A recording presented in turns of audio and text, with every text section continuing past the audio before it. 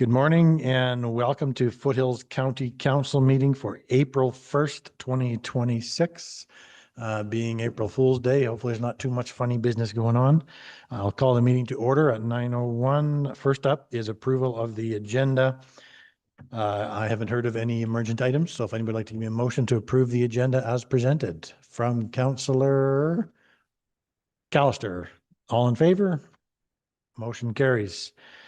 Let's go to our round table. Councillor McHugh, do you have anything for the round table this morning?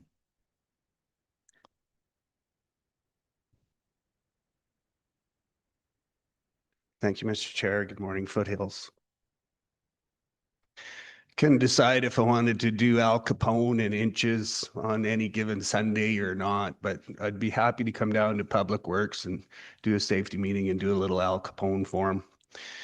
A couple of weeks ago, we had Volker Steven in here, and they were speaking about the services they provide for the municipality, and so I corrected them and said we'd be happy if they get their development going, that we'd be in there doing the services. And I stopped there, and thank goodness I did, because we got our butts kicked this week by Volker Steven. They had their equipment functional and rode on the roads and clearing the snow.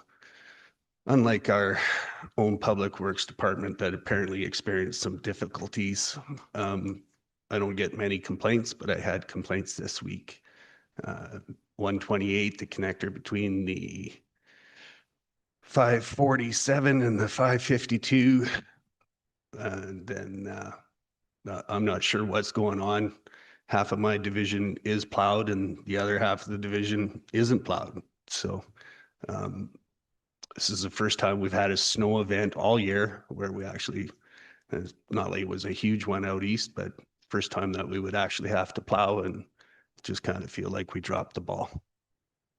Outside of that, live cattle are up and canola sideways. Thanks.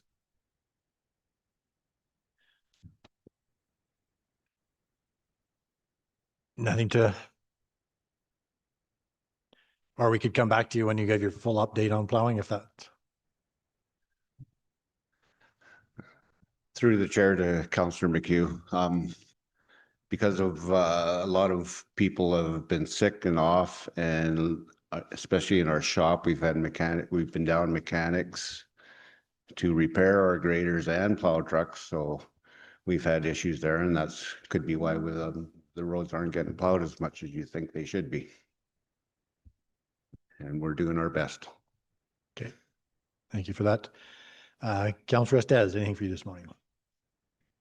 Thank you to the chair and good morning, Foothills County. I have nothing to report from Division 2. The roads are good and clear and plowed. Thank you. Thank you. And for Division 1, thank you for the work that's been done. There was one problem with a bit of plowing in Cayley, but I think that's been all looked after and just a communication piece. So thank you for getting that looked after. I did just want to talk about, so the province or the federal government just recently announced that we're going to get access to strychnine in due time. So one of the requirements for a municipality to sell the 1080, and I guess this is more for people who aren't here, but as the Director of Public Works, in order for a municipality to resale strychnine, it's going to be required that they're a vendor certified, same as with 1080. So if you want to just perhaps keep an eye on that and make sure that we are correct with the certification, so that when it is in Canada, we're set to go. Thank you, Mr. Chair. Yeah, we've had discussions with Mr. Cornelison about this, and when the manager's back, we'll make sure those processes are in place. Okay. And I guess the other question, so there is a town hall tomorrow that the assistant or the deputy minister of ag is holding regarding strychnine. Our director, or not our director, our manager of ag services is not in tomorrow. Is that? Yes, that's correct. He's not in tomorrow. I can see if Bree is available to go to that. Okay. Okay. If you can let me know, and then I can forward the email on down. Okay. Thank you very much. And I'll go to Deputy Reeve Ohl. Good morning, everyone. Just thanks to all the departments and nothing to bring forward at this time. Thank you. And Councillor Callister.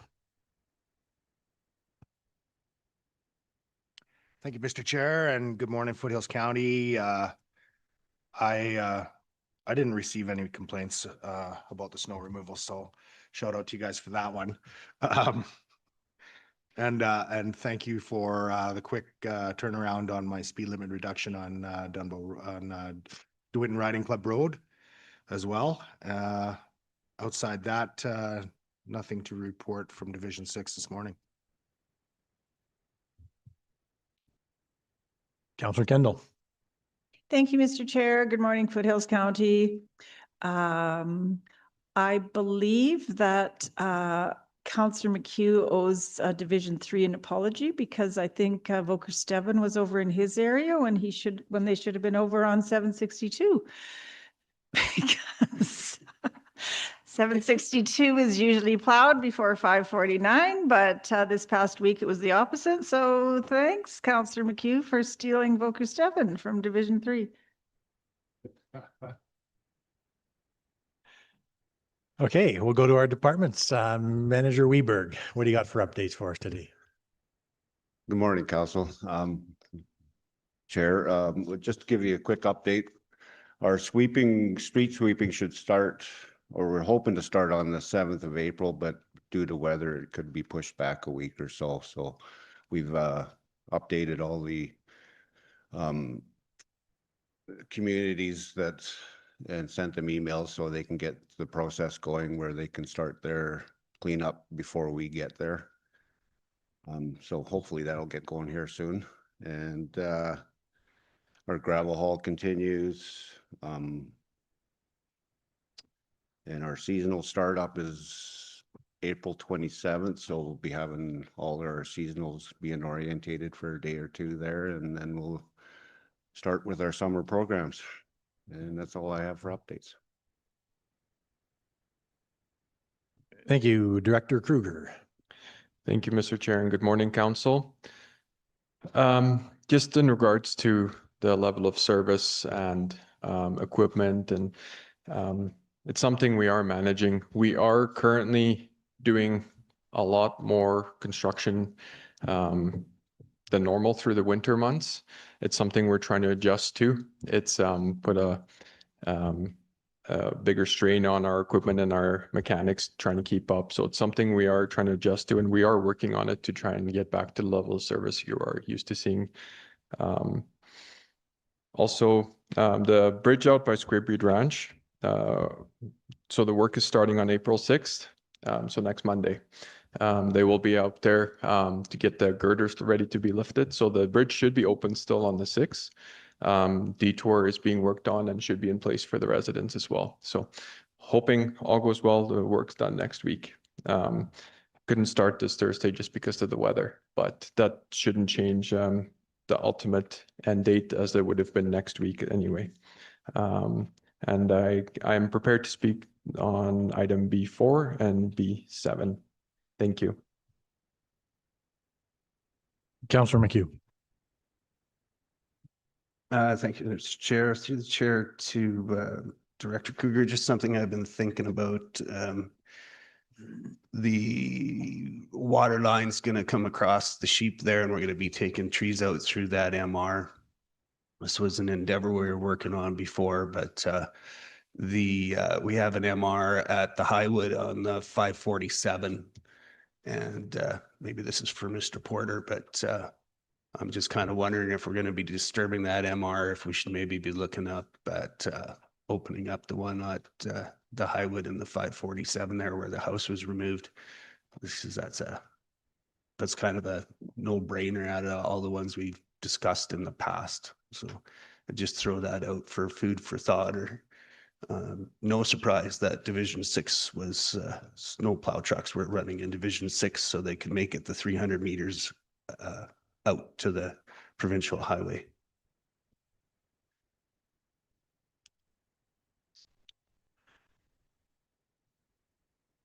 Okay, I don't know if anybody has any question about that MR. Otherwise, we'll go to Manager Porter. Thank you, Mr. Chair. Good morning, Mr. Chair. Good morning, Council. It's good to be back in front of you. A couple things in that for updates for Council this morning. Just an update on the Foothills Cemetery Municipal Reserve. Council should be seeing an update on that the week after next. As well, information regarding the Higher Verhani bus. You should be seeing an update next week regarding that as well. On top of that, I can cover off B6 and that at your leisure. Thank you. Okay, thank you very much. Looks like you guys all have something in on the agenda, so we'll just carry on. Let's go to our agenda item B1, 2026 capital equipment purchase, 2 decks for light trucks, page 7 of our agenda. Let's go to Manager Weberg for that. Morning, Council. So this capital purchase of the 2 decks for light trucks for council to approve. The financial implications are,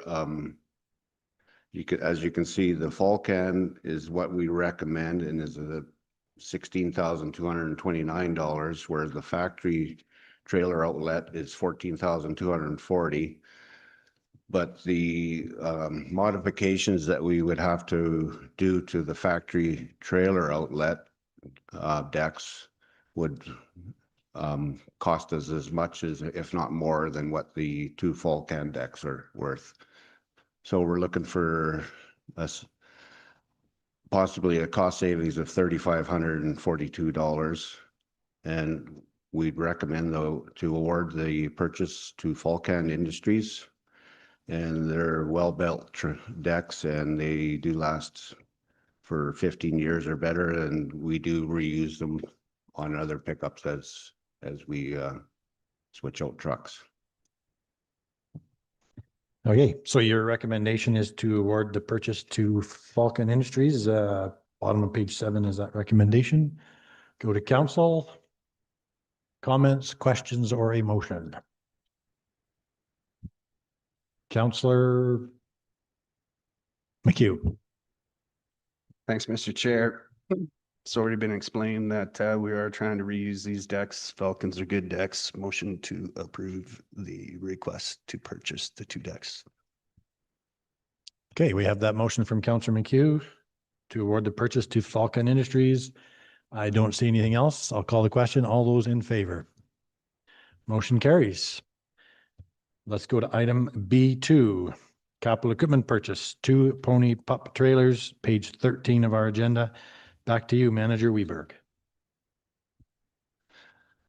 Yes, this is to approve the 2 pony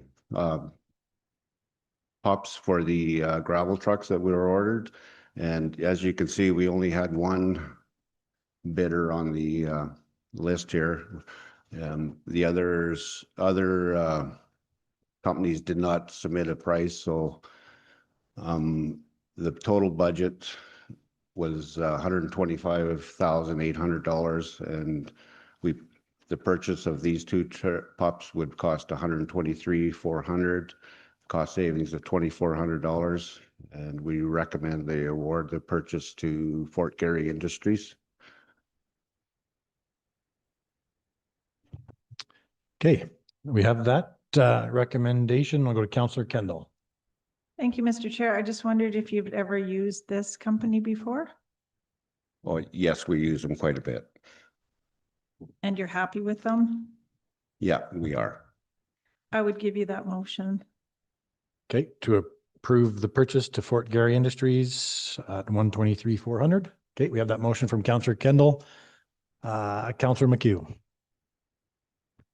Thank you, Mr. Chair. As the Chair to Manager of Public Works, so are we getting rid of a couple other pony pups? Are we replacing anything here, or are these new purchases? Yes, they're being replaced once we get these ones. Okay, so you were absent, Mr. McLean was in, but to help absorb the sticker shock on these items, it's kind of nice to know if we're replacing trucks and equipment. And as was just noted, there's only 1 supplier of these, but the new and used equipment market. Like we keep taking everything. Municipal equipment is usually very sought after, and it would be nice to have a trade-in number on what we at least expect to get out of the equipment that is being disposed of. That gives us a better picture. It's really not 123,400 if we can expect 85,000 as an example for the trade-in. And we've kind of been leaning the discussions we've had in here are to, you can actually, we might be better to do trade-ins as opposed to just going to auction with all our equipment. At least it gives us a better idea. It helps us with our residents to explain $123,000 purchase was really only a $20,000 upgrade. Thanks.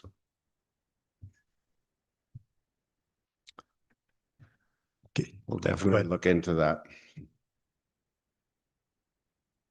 Okay, we have that motion from Councillor Kendall. I don't see anybody else. Call the question. All those in favor?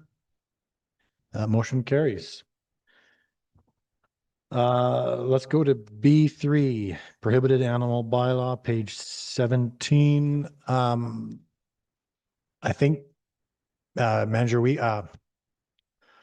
sorry, I don't mean to put you on the spot. Manager Cornelison is not here, but I think Director Kruger was going to speak briefly to this. Thank you, Mr. Chair.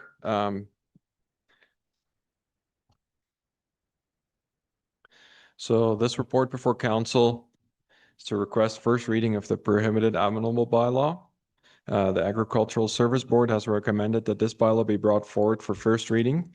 The intent is to give the county a clear local tool to prohibit the keeping of the wild boars and their hybrids, which are now classified as pests under the provincial legislation. This bylaw allows county to act more quickly at the local level if issues arise. I would suggest that we could either look at first reading today or postpone this report to next week if council wishes more discussion with the manager. Thank you. Okay, I'll maybe just speak to this briefly as well. So this motion to recommend this bylaw came from May 8th of 2025, so almost a year ago. And there's been significant changes at the provincial level since then. So I wouldn't mind waiting and getting a bit of a more conversation with Manager Cornelison. But I'll go to council, Deputy Reva Ohl. Thank you. I had a look through it to see its form and then how it is laid out. And I saw that there's this opportunity for adjustment. It looks like you can always adjust the Schedule A, which has the list of the prohibited animals. At first, I didn't see it and then saw it in there. But in terms of number 6 on page 19, where you have the repercussions. So in addition to the potential fines that would be attributed to the violation, there is imprisonment. And I'm just wondering if imprisonment is our lane. I think fining is our lane, but imprisonment? Manager Porter, you got your hand up. Thank you, Mr. Chair. I can maybe help in this, in my prior life to Parks and Rec. So probably what has been done is that it's because of the provincial legislation and referencing in that what stipulated in the provincial legislation, which has imprisonment in it. Now, whether that would be our protective services officers, I don't believe so. I don't believe that they're able to lay a charge such as that. I think then that would be more of a RCMP or sheriff in that role. So that's probably why that is in there, because it's referencing in that what's stipulated in the provincial legislation. Mr. Reed, may I Yep, continue? Go back to you. Yep. So could we then, instead of put imprisonment in there, could we refer it to provincial statutes or provincial legislation? I'm not sure how we could do it, but instead of us getting into the lane of imprisonment, could we then not refer to that specific? So we have our option and our consequence, but can we not then refer it to the provincial consequence as opposed to listing that? I just don't know if it's something that we can do. I'm going to go to COP. Thank you, Mr. Chair. Yeah, and if council reads through any of our enforcement type bylaws where there's a fine and a finding of summary conviction, you'll notice that in all of those instances, we'll put in an upper limit for the fine as well as an upper limit for imprisonment. Those are two tools that the courts can use. Hence why we put an upper limit, so the courts can't go beyond 6 months or $10,000. If you just reference provincial legislation, then it's limitless and the courts can decide what they want to do. So this is typically based on a test of reasonableness and case law that looks at what is reasonable for a fine. Imprisonment is likely not going to happen in 9 out of 10 or even 10 out of 10 cases, but it is, again, it's just setting the upper limit so that the courts cannot go beyond that rather than the other way around. If we leave it open-ended, then the courts will establish whatever is reasonable in their eyes, and that could be beyond 6 months. So you'll see this in all of our wording where there is a fine or a penalty that's available that may be charged through the courts. I know we removed that when we were talking about business licenses, because we just didn't want to go there on a business license, but we never got to a conclusion on that one because of the consequences not basically fitting the situations on that one. This one here, I don't know, with perhaps I can prevail upon our members from Ag Services who are part of all these discussion is the rearing of a wild boar. Does it actually fit this consequence? Is it that detrimental? Perhaps it is. I just want to confirm that it is super detrimental and therefore the reason for us seeing this here today.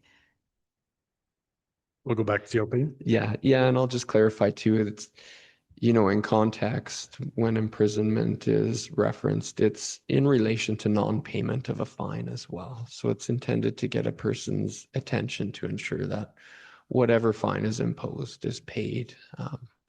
I still can't imagine somebody being put in prison for 6 months for not paying could be a couple $100 fine, but it is there really in that context. Councillor Kendall.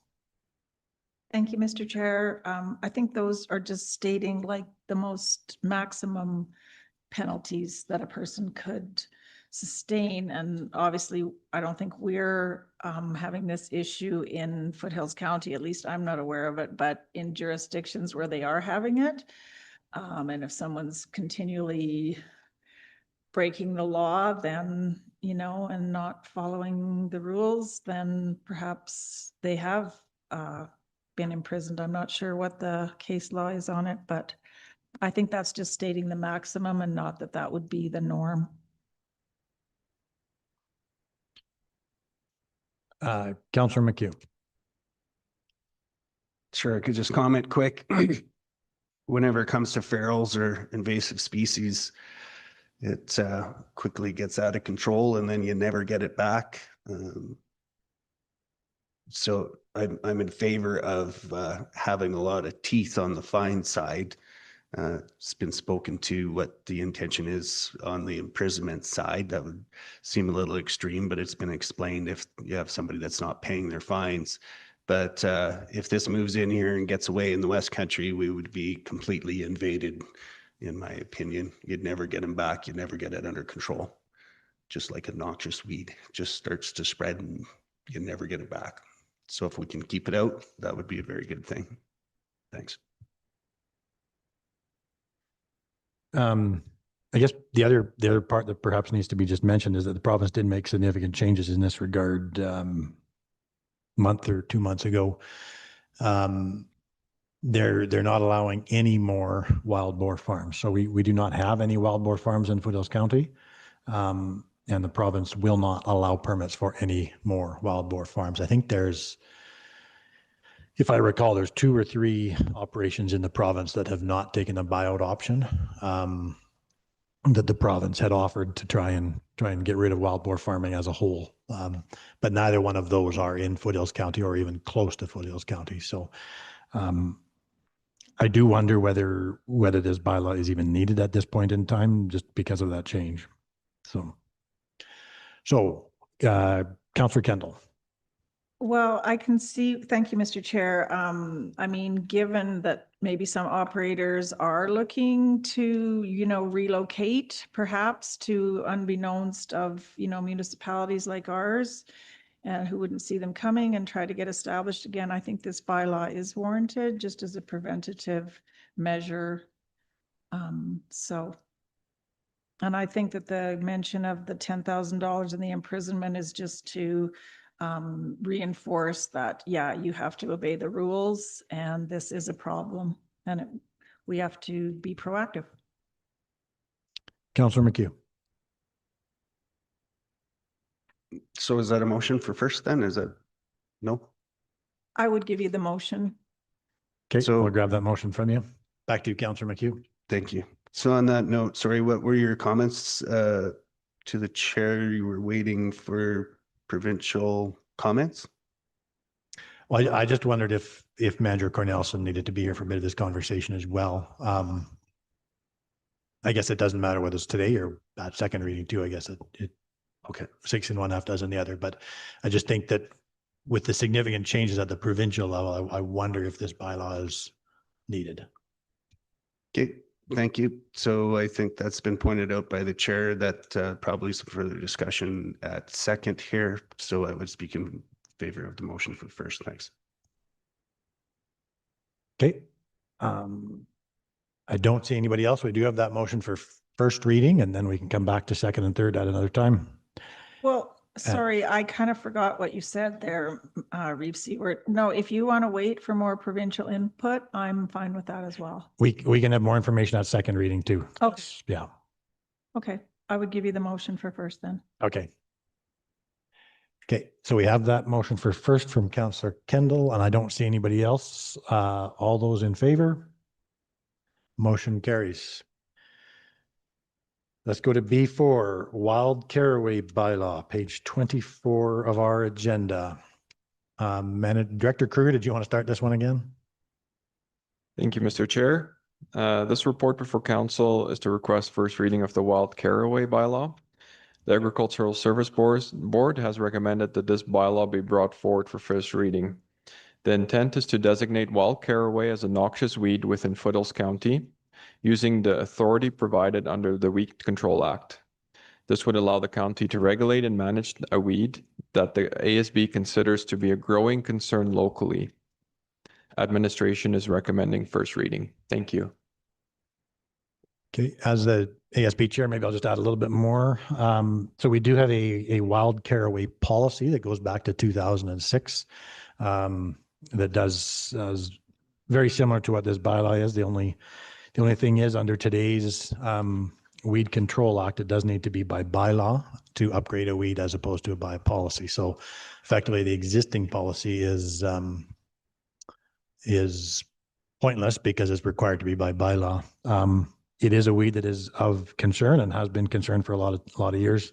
And under the Weed Control Act, we do have the ability to upgrade a weed, not downgrade a weed, but upgrade. So this would move wild caraway to a noxious weed, not a prohibited noxious. So the difference being a prohibited noxious, and perhaps I'm not the best one to clarify the difference, but a noxious such as this is that landowners are required to control it in some fashion, whereas a prohibited noxious is a lot more significant and a lot more requirements. So this just allows the municipality and the weed inspector to notify people that there does need to be some control methods used to control it.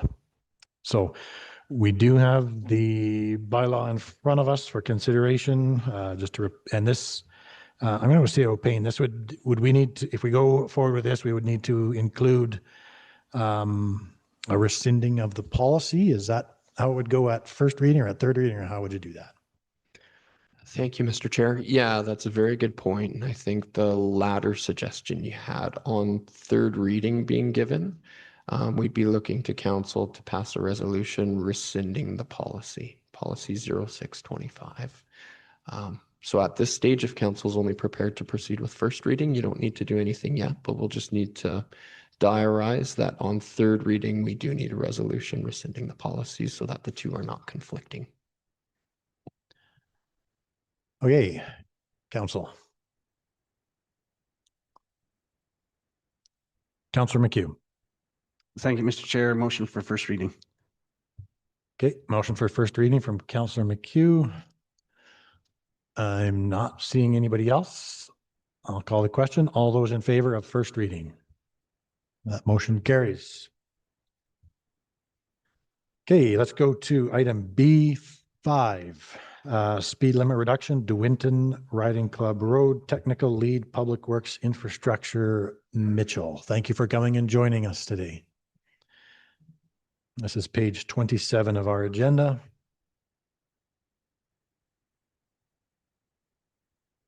Good morning, Foothills County Council.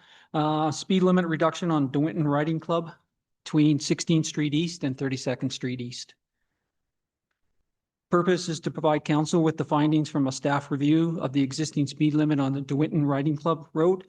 Then based upon this, have council review and provide direction regarding the proposed speed limit change. As there is currently no speed limit signage on DeWinton Riding Club Arena, it is assumed to have a posted limit speed of 80 kilometers an hour. An area resident has expressed concerns and requested the limit be reduced to 50 kilometers an hour. Administration has reviewed the request for the reduced speed limit and completed an investigation. The road is classified as an internal subdivision road. Field measurements were taken on the existing super elevation on the two horizontal curves. Ball bank indicating testing was performed for both curves in both directions of travel. Along with this information with the desktop study to confirm the curve lengths, radii were utilized to compare against Alberta Transportation Economic Corridors Geometric Design Guide for recommended speeds on local roads. Based upon these findings, it is recommended that the posted speed limit be reduced to 50 kilometers an hour. Photos are included from Public Works field investigation for a visual of the roadway. The financial implications are 2 signs will be required with a cost of $250 per location for a total cost of $500. Suggested motions for consideration. The council provides first reading to bylaw XX 2026 for the implementation and installation of a reduced speed limit of 50 kilometers an hour on the DeWinton Riding Club Road. Council may also choose to proceed with second reading and third reading. 2, that council acknowledges the request for a reduced speed limit on the DeWinton Riding Club Arena. Thank you. Okay, thank you very much for that report. I believe this is in Division 6. Suggested motions are on bottom of page 27. Councillor Callister, what do you have to say? Thank you, Mr. Chair. Very familiar with this road, and I was actually the one that requested this on the behalf of my residents. So I would move that and give you first reading for this. Okay, we have that motion for first from Councillor Callister. Councillor Kendall. Thank you, Mr. Chair. Just a question to Councillor Callister. Would you maybe suggest just like a curve sign instead of reducing the speed limit? Because then people are going to get fines for going too fast when they should just slow down for the corner. Go back. Yeah, go ahead. Through the chair to Councillor Kendall. It's not, I mean, the curves you should slow down for the curves to begin with, but the problem is the number of driveways and pedestrians, people walking their dogs. There's even been problems with trucks, commercial trucks going down there too fast. So on the straightaway, it's just the request was for 50 kilometers as opposed to 80. And, you know, if it's posted at 50, people will probably do 60. So I think 50 is the proper reduction for this area. And that's for the whole, like from 32nd Street to 250th Avenue, the whole length of DeWinton Riding Club Road, the whole length? Through the chair, yes, that would be correct. Thank you. Councillor McHugh. Thank you, Mr. Chair, and through the chair to Division 6. So this has been presented as just being supported by one area resident. So you've spoken that you've heard from a number of residents. So just wanted to verify that this is coming from more than one resident. Councillor, go ahead. Thank you, Chair. Through the chair to Division 7. It was from one resident, the initial complaint that I've got there on the midpoint of the long stretch between 16th and 32nd, where they see the speeds the most, I guess, and witness the speeds the most. I mean, the 50 kilometers was a suggestion from the resident, but according to the provincial guidelines, it matches up with what it should be. I don't think we're going to see any complaints from local residents on the reduction, and having it as an 80 kilometer is just not feasible. Go ahead. Okay, thanks for that. I guess through the chair to Public Works, is this emergent in nature that this needs to happen right away? I guess I'm commenting on the suggestion that we would go to second or third, and that would require an extremely emergent nature to do so. So just kind of wondering why that recommendation was suggested. Through the chair, yes, I would state that 80 kilometers an hour is unsafe. It's not designed for 80 kilometers an hour, and it's typically, or sorry, driving 80 kilometers an hour is a safety concern to the Public Works in our findings in the field. Recommendation for 50 kilometers would be suggested right away to post it at 50 kilometers an hour. To follow up on the question about having the curves only posted at 50 and the straightaways at 80, because the stretch of the road is only, I think it's about a mile, it's under a mile long, or 1.6, less than 1.6, to have variable speeds on a road with a stop at either end. It's not safe to have 80, 50, 80, 50. It's just warranted to have a 50 kilometer on the road. The curves are not designed for 80. They need to be posted at 50. 50 is a safe speed for that road with the traffic volumes, the location of the curve. With the intersection at the west end, you have a curve with an intersection, also imposes more traffic movements in that. So approaching stop signs at either end, 50 kilometers an hour is the recommended posted speed, and it should be implemented as soon as possible. Okay, Deputy Revol. Well, thank you for those explanations. I guess the difference I see here, I guess, is the assessment from Public Works has determined the requirement to change the speed limit, because typically we are asking our citizens to partake in this. I'm working on some with some citizens myself right now, where they are doing petitions and other things in order to bring this forward at all. And so I just want to make sure that we're not going to have a backlash from the other ones, but I do understand that this is a bit different in that we do have the assessment, which has declared, as we are seeing in our staff report here, that the recommendation is 50. So I would guess that then leaves it to the area councillor to share information, or perhaps share to more than one resident that this is occurring. Thank you. Councillor Estes.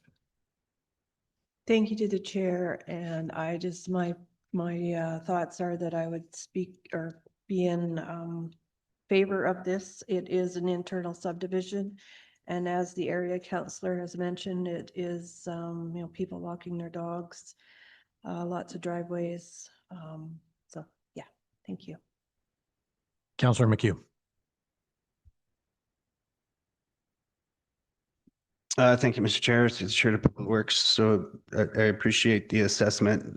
If this was provincial, though, we would need accidents to support that as well. So have we had a look at any of the accidents here? I'm kind of speaking to what Deputy Reeve Councillor has acknowledged here, and without a petition coming in from the rest of the residents, then just need to be really careful here.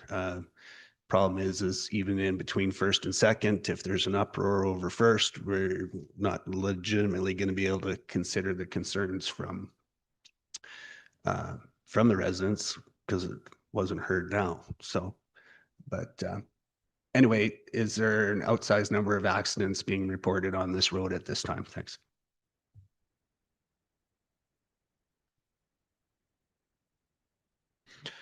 Through the chair to Councillor McHugh. In this case, we only looked at the design guidelines of the road and what the road should be posted as. So we, for the accidents, we didn't look at that. And you are correct. Typical process for this is a petition to come in from the residents to show majority support for the lowered speed limit. We do reviews when these come in to see if the road should be posted at a certain speed. And in this case, this is one of the rare ones we've had where the road actually should be lowered in speed. So that's just the reason why the recommendation here for council is we found that the road should be posted at 50%, 50 kilometers an hour. Thanks. CEO Payne. Thank you, Mr. Chair. Yeah, and there's maybe an important distinction in terms of when you would utilize accident data. That's more of a warrant process for intersection improvements or infrastructure improvement process. This is just a design speed review. So looking at the design of the road and what speed is the safe speed that it was designed for travel at. I'm not sure how it's posted. Well, it's not posted at all. So the default is 80. But I assume this is something that should have been posted at 50 prior. So this would be something where we're really just mitigating an issue that exists. Residents brought it forward and Public Works has looked at the design speed and it is in fact supposed to be posted at 50 based on that design. And I guess that's what's here, and just wanted to clarify that differentiation between the warrant process versus the design process. Okay, so we do have the motion for first reading, correct? You gave me that motion, Councillor Callister. I don't see anybody else. I'll call the question. All those in favor? That motion carries. Councillor Callister, I'm going to go back to you. So there is the note on there that we may choose to go to second and third reading. In order to go to third, we would need a separate motion to go there. But did you want to go to second today? Thank you, Mr. Chair. Yes, I would. Okay. So is that a motion for second then? Yes. Okay. We have the motion for second reading from Councillor Callister. I don't see anybody. Deputy Revol. Well, thank you. Considering we're doing something related to a recommendation, but also we haven't had any chance to share this with any of the residents, would you not consider maybe allowing us to do second reading on a different day? Just so that there would be a chance for them to see if they're paying attention to our processes, that they would see we had first reading today, or you could speak with them to just let them know this was happening. Would that not be something you may consider? Thank you. Through the chair to Councillor Ohl, Deputy Revol. I suppose we could survey residents. I think this recommendation is based on provincial standards for the road. So I don't foresee any blowback from residents on the reduction in speed. I don't know that a survey is really warranted in this case. Okay. Deputy Revol. Sure, I didn't mean survey, I meant notification, just allowing them to understand this was happening. It would just give them some space to know what was happening. That's all. Not that it would preclude it, but we don't always go to second and third on the same meeting. I see that it's on the agenda though, so I respect your opinion. Thank you. Okay, so we have that motion from Councillor Callister. Perhaps just a quick note in terms of procedure. So in order to go with a third reading today, we would need a motion to go to third, which does have to be unanimous, which is not required at second. That's just required if you go to all three readings in one meeting. I am hearing a little bit of concern about going all the way to third today. So if we are generally supportive of this, that might be the time at that third to kind of halt it, just because if we have first reading and if second reading does not pass, then actually first reading is rescinded. So just as per the MGA. So just be mindful of that. Councillor Callister, back to you. Thank you, Mr. Chair. If it is the will of the council, and through the chair to Director Kruger, would we send a mail out to residents along the road? Would that be the correct way to go there? Through the chair to Councillor Callister, we can certainly do a mail out. We can also put our message board signs out, just notifying residents of a potential of the upcoming speed change. And when the signs come up, we'll put out signs that says new, just so that it draws their attention to it. So we can definitely put out the message boards, just informing them as well. So few options.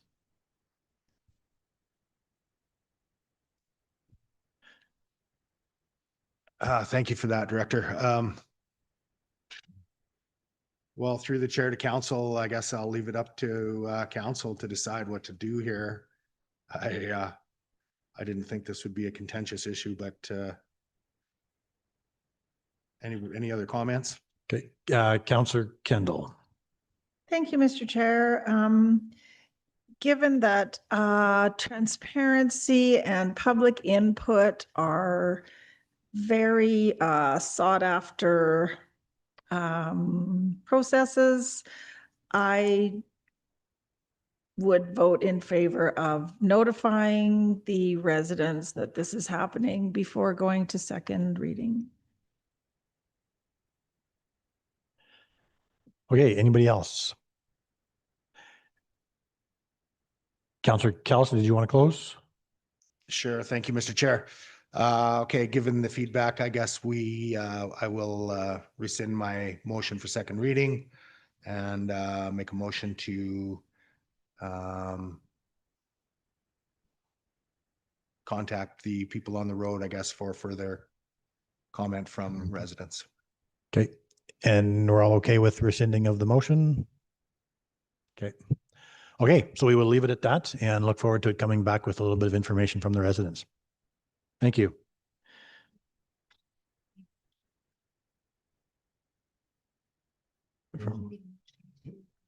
Oh, sorry, Councillor Callister, you did make a motion arising, I guess, related to notifying the residents? Yeah, thank you, Mr. Chair. Yeah, a motion for us to reach out to residents and let them know of the pending speed change and see if there's any feedback.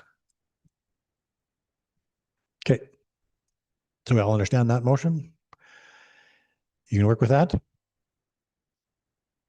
Through the chair, I would just suggest that we can certainly provide the feedback we get from the residents. It's just with our recommendation and finding that the road should be 50. If there's council can choose to post it higher, but I suggest with findings of it being 50, I just want to make sure council's aware of that. But we can certainly share any feedback we get from the residents once we get the letters out and responses back from the residents at second and third. Okay, Deputy Vole? Thank you. And I was thinking because it is a determination from Public Works that it'd be a notification. So it wasn't going to be a poll, but just a notification. It just gives a chance for awareness without total shock. And then it's their home, right? It's their home road. It's their home. And so I think it's just very thoughtful to do that. Thank you. Okay, and you're good with that being at a notice type? Yes, thank you, Mr. Chair. Yeah, a notification of the pending change and yes. Okay. Amend my motion. Okay, so we have that motion to go out with notice to area residents. And anything further? All in favor? Motion carries. Thank you very much for your work on that. Let's go to B6, Dewdney Players request for support. We'll see if we can get her done. Page 31 of our agenda, Manager Porter. Thank you, Mr. Chair. Through the chair to the floor, before council today, and that is a request from the Dudney Players Group Theater Association to Foothills County regarding a request for written permission for the Dudney players to apply to the Community Facilities Enhancement Program, which is the CFIP grant, for roof shingle replacement, and that on the Alderside Hall. Foothills County is the owner of the Alderside Hall and grounds, and the Dudney players in that have an agreement for the use of this hall for the sole purpose of their preparing for their plays and to build their sets and costumes and props and everything. The request in that is a letter of support for their CFIP grant application for repairs to the roof in regards to the reshingling of the roof. Financial implications in that there are none to the county other than that the Dudney players will be providing the matching funds required for the CFIP grant if they are successful. Council may choose to support the Dudney players' pursuit of external grant funding by providing written owner permission to apply for the CFIP roof shingle replacement at the Alderside Community Hall. Granting permission to apply does not on its own prove construction work, waive permitting, inspection requirements, or create financial obligation for the county.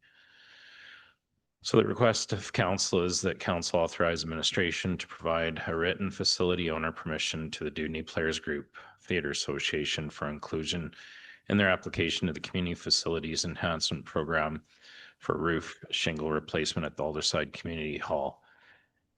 And that council authorizes the chief administrative officer or designate to sign any owner consent documentation required for the application. Thank you. Thank you very much. Perhaps as area council, I got a couple of questions or comments. So having a tarp up there to keep the facility dry, I think is not the long-term solution. It does not look good to the community that county-owned building is in that kind of repair. So if we're going to keep the hall there, then I think it needs shingles for sure. There's been a lot of discussion around this hall over the past number of years. And if I recall, as part of the lease agreement we have with them, there is a clause, should we need to tear down the hall, we have the ability to do that, or do something else with the hall, I should say that. We have the ability to do that with reasonable notice, correct? That is correct. And so I think they're asking for reasonable surety that they're able to stay, but that lease agreement would be that surety, correct? That is correct, and that I wouldn't suggest that we go anything outside of what that agreement is. That agreement is the assurance, and that for the time frame that we see fit, they're looking for, I think, something more concrete. And I don't think, due to our prior discussions regarding this facility, that that's something that we could provide. Okay, and at this point in time, there's nothing on the horizon that we would do something different with the hall. Nothing, and that's come across my desk, and that for sure, and that we don't really have any plans for that site other than for their use at this current time. Okay, thank you for that. Deputy Revolt. Thank you for that explanation. I just want to be sure that Foothills doesn't get requested to do any matching grants or anything in relation to this, as I believe in the agreement they were to do the repairs. Is that a correct recollection? Through the chair to the floor, that is correct. With our agreement, they are solely bear the cost of any repairs and that or remediations that need to be done to the hall during their tenancy. The municipality is not obligated by any means in that financially to contribute to any repairs or remodeling of the facility.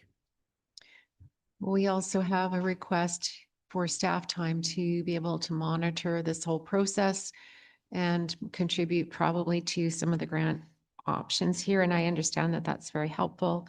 But at the same time, we were trying to divest ourselves of responsibility here. So I see this as a challenge, but also a facility that needs some attention. We're caught in this particular situation with being persuaded to keep the building. And I see that it's coming with some more price tags. So I don't know of a way out of it, and perhaps the counselor for the area, the Reeve, might have comments on how long we go in just incrementally going from one project to the next that we're asked to contribute in some fashion for that.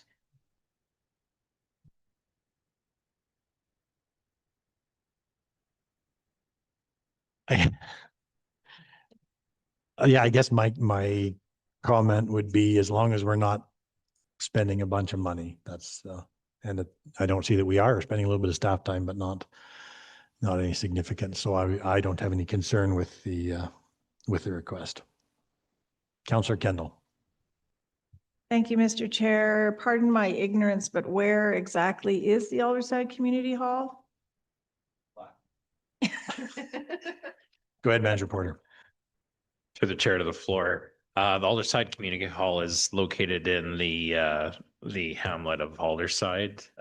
It is on the south central portion of the hamlet of Alderside, and is located one residence in from the road.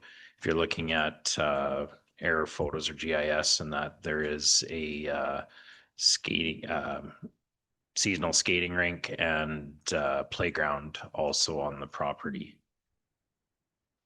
Well, I support community halls, and I can't see that this request is too onerous even for staff time, unless I'm missing something. So I think the Dewdney Players are a long-standing, from my knowledge, they've been around a long time. They provide valuable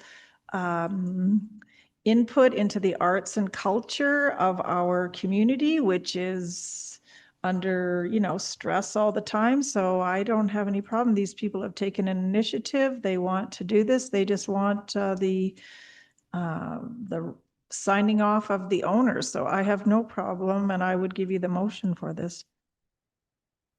Okay, this will be the motion as per the bottom of page 32.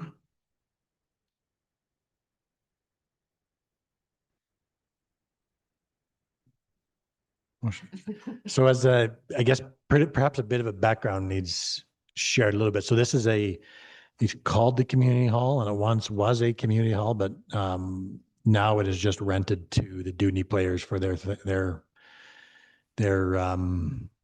practices and storage of stuff. It is not, the community has not used it in 20 plus years, and they've not expressed any interest in it. So it sits there solely used by the Dewdney Players. And there was a discussion 6-ish years ago about what the future of the hall was. Just become from a safety codes perspective, there's some issues there. And so using it as a community hall, bringing it back, while there was not interest from the community, it also was not a feasible item just because of the cost. So there it sits. Okay. I don't have much information on it. I was just thinking it was a pretty benign proposal, but I'm not an expert on it. So correct me if I'm wrong. Okay. Councillor McKee, will go to you. Thank you, Mr. Chair. And to through the chair to Director Porter, the Manager Porter, through the chair to Parks and Recreation. You kind of touched on it. The skating rink is there and the playground is there. And it's a couple of years since I've been in there. Who does, I was wondering, like, it is a fair size, that MR, it's 2 or 3 lots. So I was looking for a little description of how big that lot is. And from what I remember, the playground is, looked like I don't know how you describe a playground, but it looked like it was well used to me. And who supports the rink? If it's an outdoor rink there? Through the chair to the floor, that is correct in that there's an outdoor rink there. We don't flood it. Have seen it on occasion. Somebody from the community has flooded the rink. It's in somewhat disrepair, wooden boards, some boards missing and that sort of thing.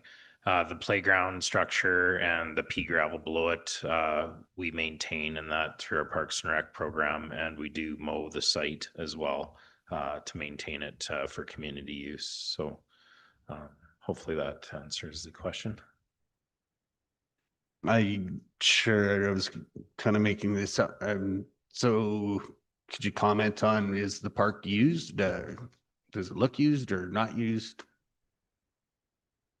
Through the chair to the floor, the park is used in that. I've noticed some of the youth and with whether it be grandparents or parents at the site utilizing the playground structure. And the Dudney players do store a couple of trailers there as well. Also, you'll see children out there either playing ball hockey or with skateboards and such on the asphalt pad. That is the area of the skating rink pad. Okay. Did you have more? Go ahead. Sure. So thanks. That's kind of speaking to what Councillor Kendall was speaking to. So the hall has been leased by Denny Players Group, but the MR and the facilities there are used by the community, which speaks to the community using the area. I just wanted to go through the chair back to Parks and Recreation. So sorry, the lease that we do have in place, it's currently just an annual renewal. Is that what's occurring there? Through the chair to the floor, that is correct. It's open-ended lease, and that we can terminate at when we see fit with a small time frame in that between notice and the tenant needing to vacate the premises. Okay, thanks for that. So I think there is some consideration. Yes, there is a cost to the municipality to support the grant through administration costs in the application. I believe that was suggested, but at any rate, I would give you the motion to Oh, I support. think we already have a motion from Councillor Kendall. I didn't hear it. What we do? Yeah, as laid out on page 32.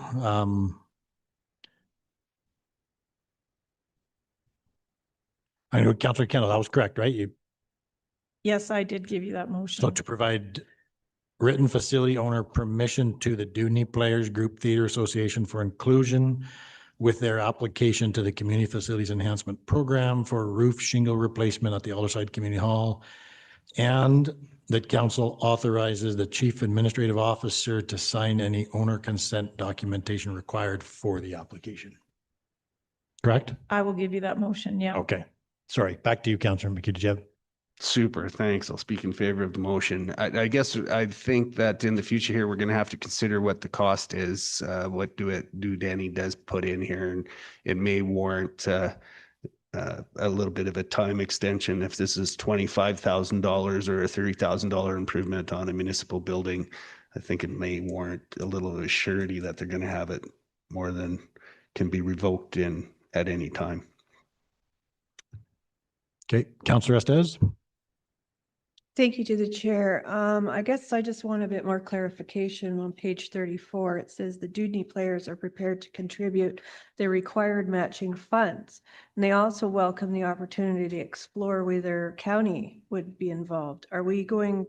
Should the motion be more in stone that we are not going to contribute, or we are going to contribute if they should run short? Secondly, or is it going to be fully their responsibility for the roof? And do the safety code issues need to be relooked at? Thank you. You got an answer, Mr. Porter? I'll give it a shot here. Through the chair to the floor. I guess regarding the safety code issues and that, we don't have to address those and that with the tenant in place and that at this point in time. If we have a change of tenancy and that at that point in time, we would have to address those safety codes. Also, with their ask in regards to extending and preserving the life of this valued community space, it's not quite a community space in that because it's only one entity that's utilizing the facility itself, the park and the skating rink area and the playground, as Councillor from Division 7 stated, is that is used by the community. So I would say that as far as us looking to move forward in extending or preserving the life of the facility, that would be solely up to the tenant. I don't think at this point in time and in the past, the council has had an interest in preserving, extending the life of this facility. And as far as their question regarding to do an extension in that or some sort of assurance, I think they have that in the current tenancy agreement. I don't think that anything else would be required there. Thank you. That's your question? Okay, so we do have that motion from Councillor Kendall. I don't see anything further, so I'll call the question. All those in favor? And that motion carries. Thank you. Let's take a short 5-minute bio break before we get set up for our public hearing.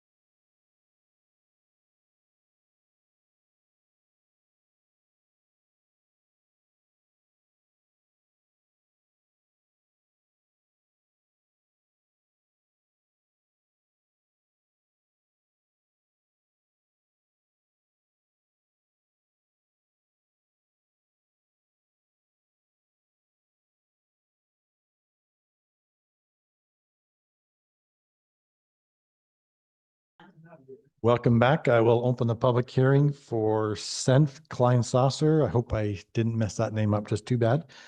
Southwest 28 west of 4 amendment to CR, page 50 of our council agenda. Manager Bear, would you please introduce council administration for us? Thank you. Good morning. In council this morning, you have Councillor R.D. McHugh, Councillor Benita Estes, CAO Ryan Payne, Reeve Rob Seward, Deputy Reeve Suzanne O, Director of Planning Heather Hemingway, Councillor John Callister, and Councillor Laura Kendall. Thank you, Mr. President. Thank you very much. Our procedure for public hearing this morning, we will start with a presentation from our planning officer, Curly. Following that, we'll go to the applicant and agent for any presentation or comments that you have. Following that, if anybody from the public does show up and wants to provide input, we will go to them. Right now, we don't have anybody, but following that, we will then go back to closing comments, starting with the applicant and then back to planning officer. At each step through the process, council and administration will be given an opportunity to ask questions for clarification.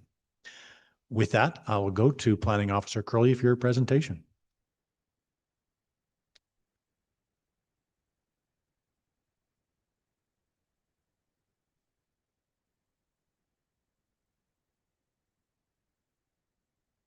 Good morning, Mr. Reeve and Council. The application before you is a request to amend the country residential district rules to allow for the future subdivision of one 6.85 acre country residential district lot with a 13.49 acre country residential district lot balance remaining. The parcel is within Division 1. It is located 9.9 kilometers southeast of Okotoks and 3.2 kilometers north of High River, which makes it 484 meters east of Highway 2 and 587 meters southwest of the Canadian Pacific Railway. It is bordered by 118 Street East to the west and 466 Avenue East to the south. For some background in the area, in the early 1970s, nominal 20-acre parcels were created by the Calgary Regional Planning Commission in the Alder Heights and Woodland Estates subdivisions, which then formed the Alderwood Community Association, outlined here in green. Up to 2006, several land use applications were refused by council due to community concerns regarding water issues and lack of a community plan. In 2006, however, following a community survey, council stated its willingness to consider a first parcel out of the nominal 20 parent parcels, as it was what the majority of the landowners wanted, but that any further parcel subdivision would require an area concept plan. Here's the extract from the December 21st, 2006 council meeting minutes. Between 2006 and 2021, several lands use applications for the first lot out of parent parcels were approved, and an application for a second lot out was refused, with council upholding the 2006 decision. The subject parcel at 20.34 acres has not had its first lot out and is in its nominal 20 acre parcel state. The subject parcel is zoned as country residential district. Lands adjacent to the application are zoned country residential district in all directions, with one 5.66 acre country residential district or subdistrict A parcel to the west. The proposal asks council to consider amendment to the country residential district land uses rules to allow for the future subdivision of a 6.85 acre parcel from the 20.34 acre country residential district parcel with a 13.49 acre country residential balance parcel. The subject parcel is undeveloped on the north 13.49 acre balance parcel and developed within the proposed 6.85 acre parcel with a residence, barn, and horse shelter. The subject parcel is bordered by 118th Street East to the west and 466th Avenue East to the south, both as 7-meter wide maintainable road oil surfaces within 20-meter right-of-ways. Both the existing and proposed approaches are on 118th Street East. There is an existing approach on the proposed 6.85 acre parcel that provides access to the residents, and one is proposed for the 13.49 acre balance parcel. Here is the view of the existing approach, facing to the northeast with the house and barn visible. And here is a view of the mailbox where the north balance approach is proposed to be, facing to the southeast with an arrow to show the south approach. And here's the view from the same location, facing to the northeast. Looking at the physiography, the parcel is mostly flat, with some low-lying areas along the perimeter. The application was externally circulated to those agencies as required under the Municipal Government Act. ATCO Gas and ATCO Transmission provided written responses stating no concerns. Canada Post was circulated as the application involves the moving of the mailbox to make way for the proposed approach. The applicants communicated with the Canada Post representative who would like to revisit this discussion before relocation is permitted for the development. This discussion was also shared with the county's GIS department. The application was circulated to the county's Public Works Department, who recommends the following to be provided as conditions of a subdivision approval: a suitable location for the approach, whether north or south of the mailbox, or at the mailbox location if Canada Post agrees to it, septic disposal evaluation, and engineered building envelopes due to potential presence of wetlands in low-lying areas. The application was circulated to landowners within a half-mile of the subject parcel within the county, shown in blue. No letters were received prior to today's hearing. Notice of this public hearing was advertised in 2 issues of the Okotoks Western Wheel on March 18th and March 25th, with no written submission received prior to today's hearing. This concludes my presentation. Mr. Even Council, thank you. Thank you very much. I'll go to council and administration for questions. Deputy Reeve Ohl. Thank you, Mr. Chair. Just in regards to the approach that the request is being made for the movement of the postal boxes, in a number of situations, Public Works has built those for the community. And so they put the effort into that just so there would be a good place just off the road so that it's a safe location and has put that into place. So I'm just wondering, do we have a history on that? Maybe the applicants have a history on that. But I'm just wondering, do we have a history on who built that? I don't have any history on it, and I think that our GIS department has a bit more about it. Okay, well, perhaps the applicant has something, and unless there's somebody going to pipe in on that, maybe the applicant might be able to answer that. And if not, I'm just wondering. Thank you so much. Okay, I'm sure we'll get more details on that. Councillor Kendall. Thank you, Mr. Chair, through the chair to the floor. Just to the northeast of the, looks like a riding arena or Sorry, we can't quite hear. kind of a grayed out area. Is that a natural wetland or is that a dugout just to the northeast of the dwellings? Oh, is it? Oh. From through the chair of the council, it's a dugout and also a shadow from the tree. Thank you. Okay, I just wanted to touch base on that approach as well. I don't see anything in the staff report suggesting that the approach couldn't be somewhere else for the balance parcel as opposed to right at the mailboxes. Is that correct, that there's no, from the county's perspective, there's no reason why it couldn't be somewhere else? Through the chair of the council, the I see engineering technologist just stepped on, so if you wanted him to answer that, we could. I can let Patrick take care of it. Okay, go ahead, engineering technologist Anton. Thank you, Mr. Reeve. Through the chair to the floor, there are multiple suitable locations outside of the Canada Post mailbox location where approach could be constructed to current municipal standards. Okay, and while we got you on, Deputy Revol asked a question about the building of the site where the mailboxes go. Is the county responsible for building those sites if they wanted to move the mailboxes?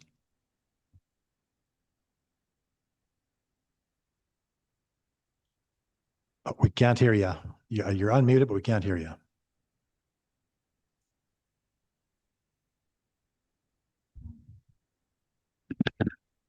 Sorry about that, Mr. Reeves. Having some microphone issues here. I would suggest that as this is a subdivision application and they're proposing to utilize that location, that the relocated approach would be constructed at their cost. Okay, thank you for that.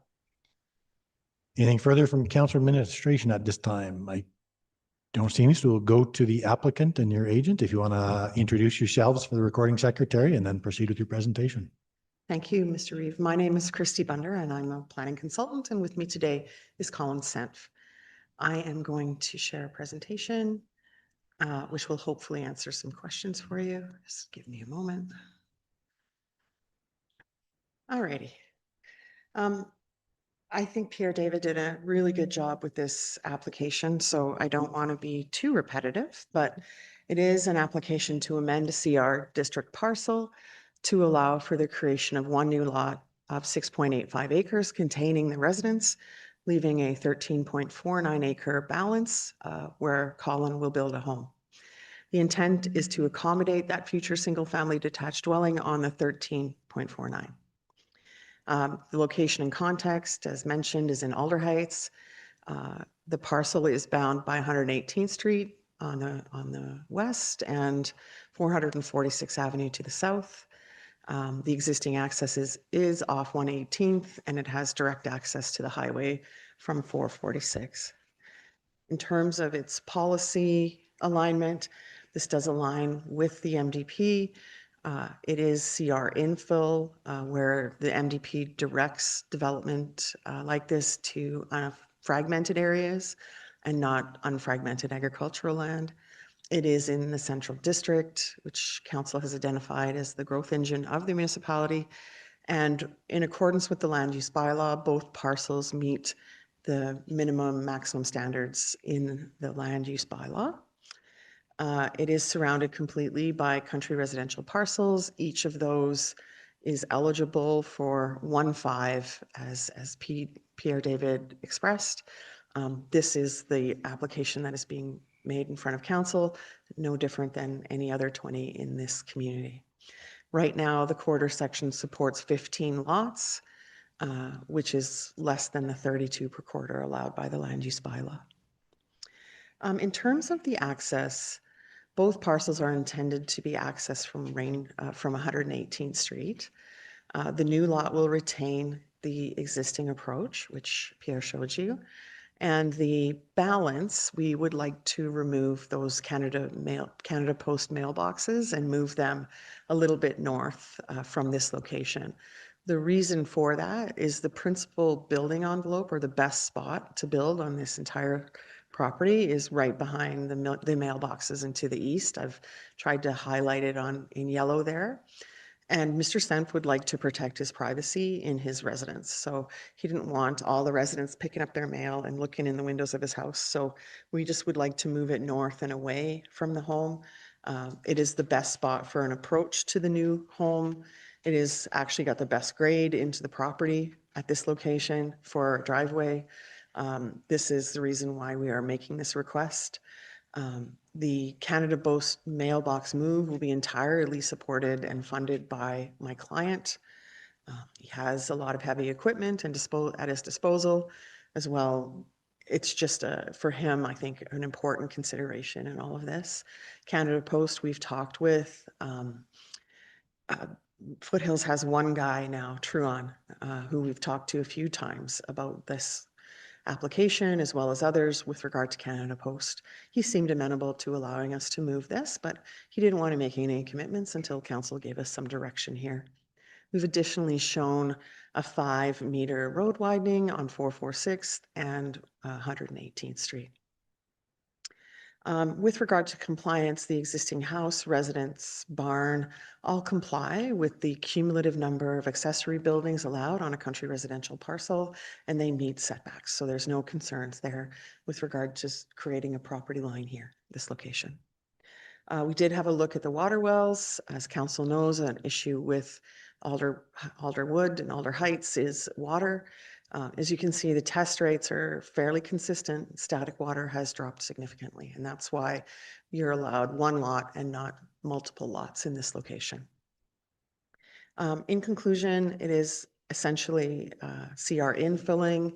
We're not deterring or detracting from the agricultural land base, capitalizes on existing infrastructure while still meeting targets in the land use bylaw. It aligns with the context and direction taken in the community, which is one parcel of roughly 5 acres from your parent. This is sensitively designed to reflect the existing parcel sizes and configurations in the area. And as mentioned, the landowner will work with Canada Post to relocate the mailbox at his expense and not at the county's expense. Colin, is there anything you'd like to add? Yeah, I'd really like the mailboxes to be moved, just because it is the most ideal location for. You just get a little closer to the mic. It's hard. For where I'd like to build. The access is pretty much straight in line with the highest portion of the property, which has the nicest view of the mountains on the clear days. It's also, my son is purchasing the original property and I'm building on the other property, so it's keeps us close to the barn. We plan on having animals and, you know, it's gonna be a family operation, shared kind of, shared use of the barn and everything like that. So I'm just hopeful we can move them and at my expense. Thank you, Mr. Chairman. Okay, thank you for that. I'll go to council and administration for questions. Councillor McHugh. Thank you, Mr. Chair, through the chair to the applicant or applicant's agent. So Canada Post is federal. So like I think it is the proper place for the driveway location directly across from another existing approach. Everything makes sense, but we're dealing with the feds. So I guess what assurance do you think we might get from a firm commitment from the federales prior to second reading? What's your guess? Actually, thank you for the question. We've worked very closely with Tron at Canada Post in the last year in particular, trying to locate and manage post boxes at Heritage Point, Serenity, Heritage Crossing. He's been actually really amenable to working with us. I feel like we won't have any concerns with this move, and I don't think he has any. He just didn't want to commit until we got some direction in council and principle. Okay, Director Hemingway. So just from the images, there's a little library and a community kind of notice board also at the post office post box site. Are you committing to moving those facilities as well? Absolutely. And it's quite an active community association out here. They're very communicative. There's Facebook sites and everything. Have you had any opportunity to communicate with your neighbors about the idea of moving the mailboxes? I wouldn't have known if that would be appropriate ahead of time, so no. Not yet. Okay. And could you give us an idea either on your map or somehow of where you would anticipate putting them? In my mind, no. Great, just get closer to the mic. In my mind, no one property owner should have it, the mailbox in the middle of their property. It should be on the borderline of two properties. To be fair. So in my mind, on the border of the north side of my property. I can add that it can't be closer than 60 meters to the intersection. according to standards. So it would kind of right where these numbers are at on this diagram. If I might say, that's not on the border of It's on the his and north, adjacent. it's about as property. north as we can go because he hasn't got intersection spacing on the other direction. Okay. Um, I don't know. We haven't looked into it. Has Public Works provided any suggestions? I mean, we also have issues with where the post boxes are located. It's a challenge everywhere, as you know. I'm wondering if Public Works has any suggestions of alternative locations for, is this the post office boxes for the entirety of the community, or there's a second post office box location up closer to the highway? Wouldn't be able to answer that question. I don't know where the other one is. Sorry. I thought there was another one, but I could be wrong. I haven't seen any. Okay, anywhere I'm else. mistaken then. So this is the location where the entirety of the community goes and picks up their mailbox, their mail. Yes, so, and with that said, there is a lot of traffic. Yeah, definitely. I'm sure a lot of stopping and opening of doors and shutting of doors and light shining and Yeah. all that stuff. Okay. All right, thank you. Thank you. I guess I did a few more questions about the post boxes as well. Now, if I recall, sorry, I said your name wrong last time, Senft. I think you've been there for a long while and know the history of the mailboxes.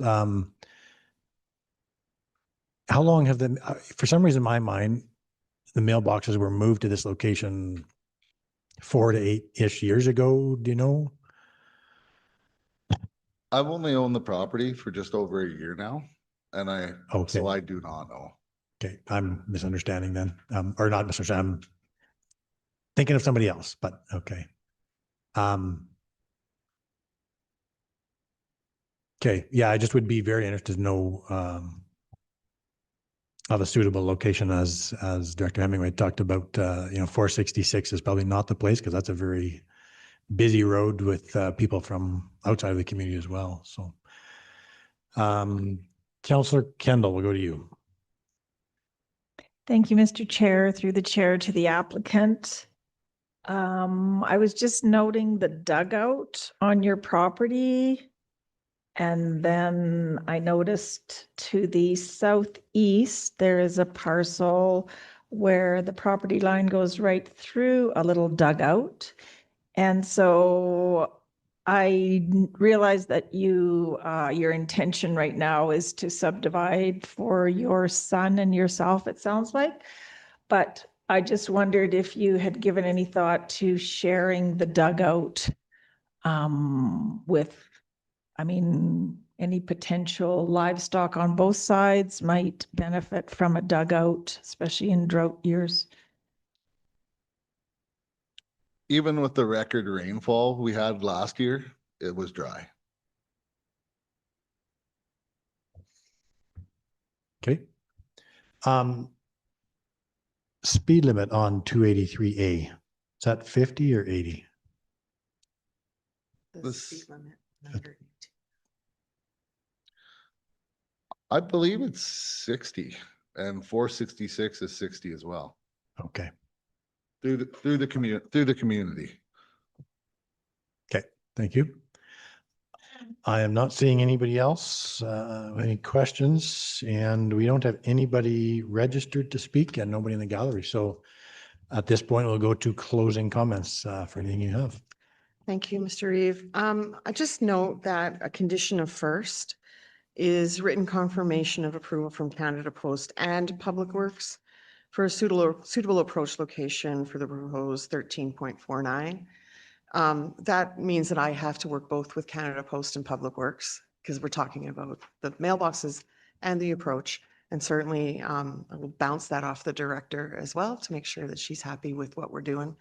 I think that's a suitable condition and it should hopefully manage council's concerns with regard to relocating this mailbox.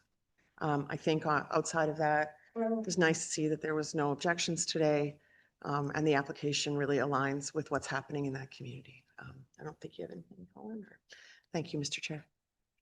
Okay, thank you very much. Director Hemingway. I have no ideas. I think it's going to be tough to relocate that mailbox, but there is a very active municipal reserve to the east of this community. It might be an option. No matter where you put it, somebody's going to object. Okay, any other questions from council administration? We will then go to Planning Officer Curley. Any closing comments that you have? Through the chair to council, I'll only add that the approach also has to have a 60 meters from any mailbox. So not only from the intersections themselves, but from different features like that. Otherwise, I have no further comment. Okay, thank you for that. Go back to council and administration one last time for any questions. I do not see any, so I will close the public hearing.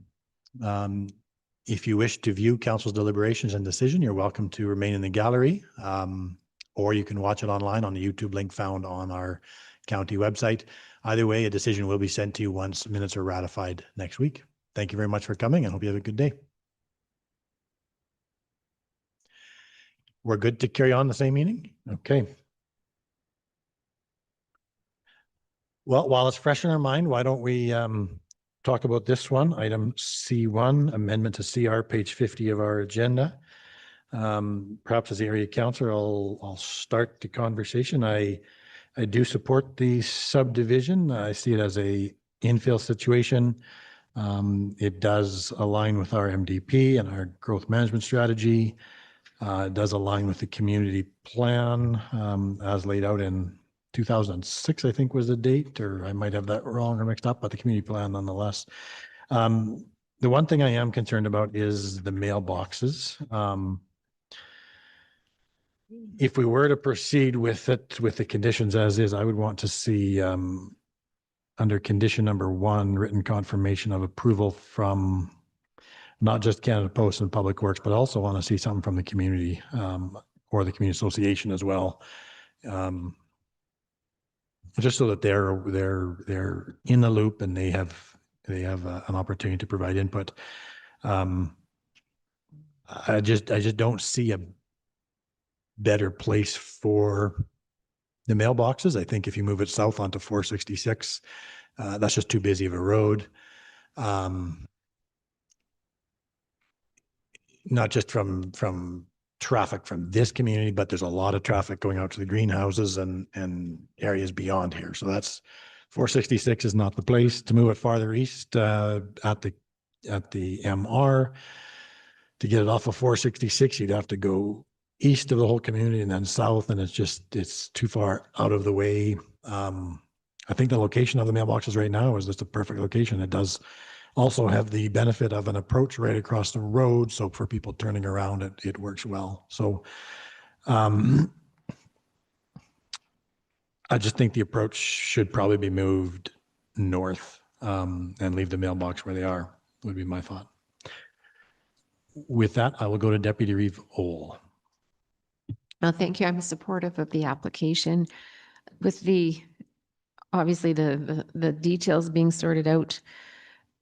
Because it was brought up in the hearing, I wonder if Director Hemingway can share a map or someone could share a map of the municipal reserve you were referring to. Would it be possible for us to look at that?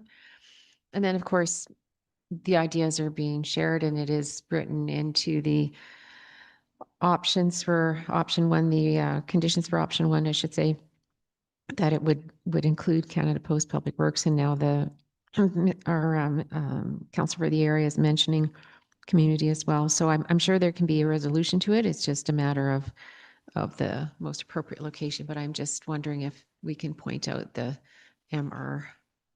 Can you put up a map here? I don't have.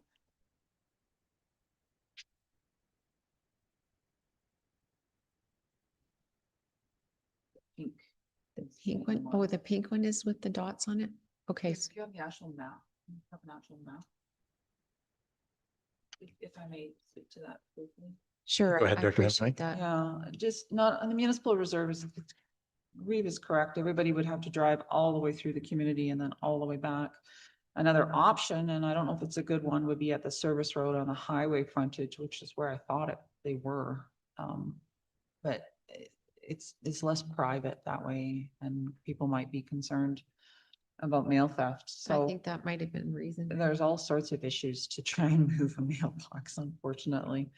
There really isn't a great solution. Can't put up a map here. It's not doing anything. There we go. Zoom in a little bit. So the municipal reserve is where his cursor is, but as the Reeve mentioned, 466 is quite a busy road. And it's a nice, busy little municipal reserve, so I guess it's feasible, but that There's does. a parking lot on. Oh, yeah, they use it for a little horse facility and picnic area, so. Because that would be nice. You could turn around in there. Are we maintaining that? Who's maintaining No, they that? maintain it all themselves. But then you've got to go back through 466, and the other option I was thinking is on the service road frontage of the highway. But we need to develop a turnaround area for people there as well. So it's not just a matter of moving the mailboxes, but. But then it's in front of someone else's house. Yeah. Wherever you go, you're going to be in front of somebody's house, so. So definitely a challenge to move the mailboxes. It may be easier to locate a new approach further north on the balanced parcel than try and move the mailboxes. So. Thank you. Thank Okay, you. Deputy Lowell? Yeah, just one, I guess you could construct a fence behind them too. That would help with the headlight sweep a little bit, but I understand this could be a dialogue all encompassed in number 1. So I don't want to belabor it any further. I just wanted to see where that was according to your idea there. So if there was a way to just add a word there or somehow figure out an amenable solution, I would give you the motion for option 1 when you're ready for that. Okay, I know somebody else. I will take that motion. So are you modifying in your motion, condition number 1? According to your recommendation, to Okay. add one more list to the list of the somehow community involvement in that, just I'm sure when they hear that it's impacting this particular landowner, that they would be open for discussion. I don't know how you get the information out there, but somehow maybe the community association has a full fan out list, but there might be a way for them to include that, this is impacting our neighbor and the neighbor would like to have their home there, and perhaps we could put our heads together for a solution for everybody. Okay. Okay. So you're adding in the words "and community association," is that what I'm understanding? Okay. Okay. Yeah. Anybody else? I don't see any, so I will call the question. We have that motion for first reading with the conditions and that one change to item 1 as laid out. All those in favor? Motion carries. Okay, let's go back to our items. I'm not sure if we have Director Kruger online. Yes, we do. Let's go to item B7. Fee bylaw amendments, second and third reading, page 35 of our agenda. Director Kruger, go ahead. Thank you, Mr. Chair. The report before council is to consider second and third reading of the fee bylaw amendment. Council granted first reading at the March 25th meeting last week, and the proposed changes relate to Schedule G of the which are for the utility rates and fees. These adjustments are part of the county's regular review of the fees and are intended to keep rates aligned with the service and operating costs. Administration is requesting second and third readings today. Thank you. Okay, council, questions, comments, or a motion for second? Deputy Reeve. Thank you very much, and I appreciate the chance to digest this since first reading. When we're looking at so this be number 8 on page 36, and then it's further in the draft, you can see that as well. It was the change in the transfer station garbage bag fee I totally understand that we are working towards some form of cost recovery and we are surely not achieving that at this point. But it is a special service to our citizens that has been greatly appreciated over many, many years and in the locations that we provide it. So we do definitely appreciate that. So I just want to just draw attention to the change from 2 to 5. So currently you can buy a bag of garbage bags for 10, which now currently is 20. So just to remind us that the price would now be $50.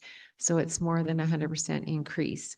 So I just want to draw attention to that. And I wonder if there's a way for us to notify the citizens about this change, because it's going to be a surprise to them. And there'll be a sign at the locations where that can be purchased. So that is certainly one way that that will be. And most people will probably see it directly when they go to the transfer stations. But perhaps there's another way for us to share that information. If there's any suggestions on that, I would appreciate that. Perhaps it might be a Facebook post or something just to notify people that they'll have to go to the site with a little more money, or they'll have to, sometimes people will pay and sometimes people will buy the bags. So just a way to notify people that they should bring the correct amount of money to the sites. Thank you.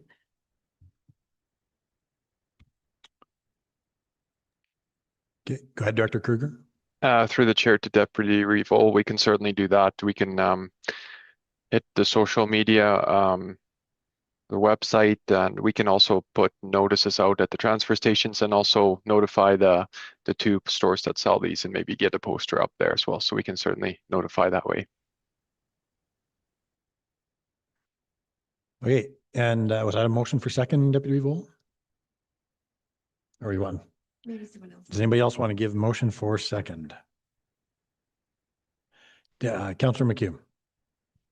Thank you, Mr. Chair. Motion for second reading of the bylaw amendment, the schedule. Okay, we have that motion. All those in favor? Motion carries. And motion for third from Councillor Estes. All in favor? Motion carries. Thank you very much, Director Kruger. Director Thank you. Hammond is here with us. Wants to give an update in closed. So I would look for a motion to go into closed at this time. From Councillor Estes, all in favor? Motion carries.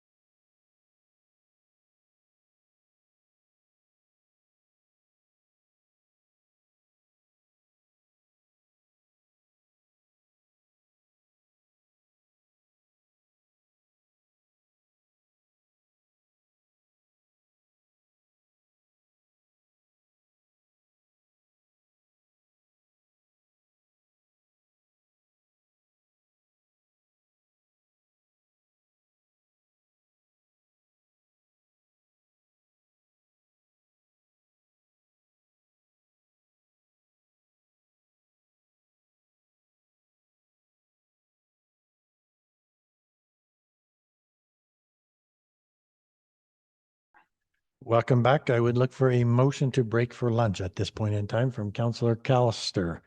All in favor?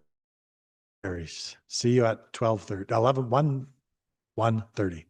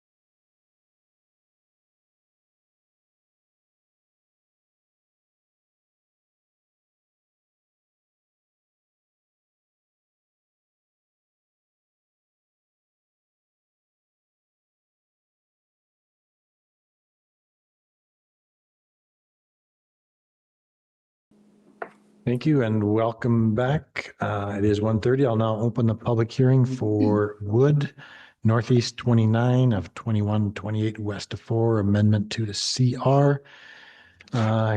Count page, I don't have a page number on my agenda. Page 64. Manager Barrett, would you please introduce council and administration?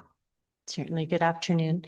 In council this afternoon, you have Councillor R.D. McHugh, Councillor Benita Estes, CAO Ryan Payne, Reeve Rob Seward, Deputy Reeve Suzanne Owl, Director of Planning Heather Hemingway, Councillor Don Callister, and Councillor Laura Kendall. Thank you, Mr. Reeve. Thank you very much. Our procedure for our public hearing this afternoon will commence. We'll start with a presentation from our planning officer today. That is Planning Officer Curley. Following that, we will go to the applicants. I believe you guys are online, it looks like. So we'll go to you for any presentation or comments that you have. Following that, we'll go to members of the public who wish to speak.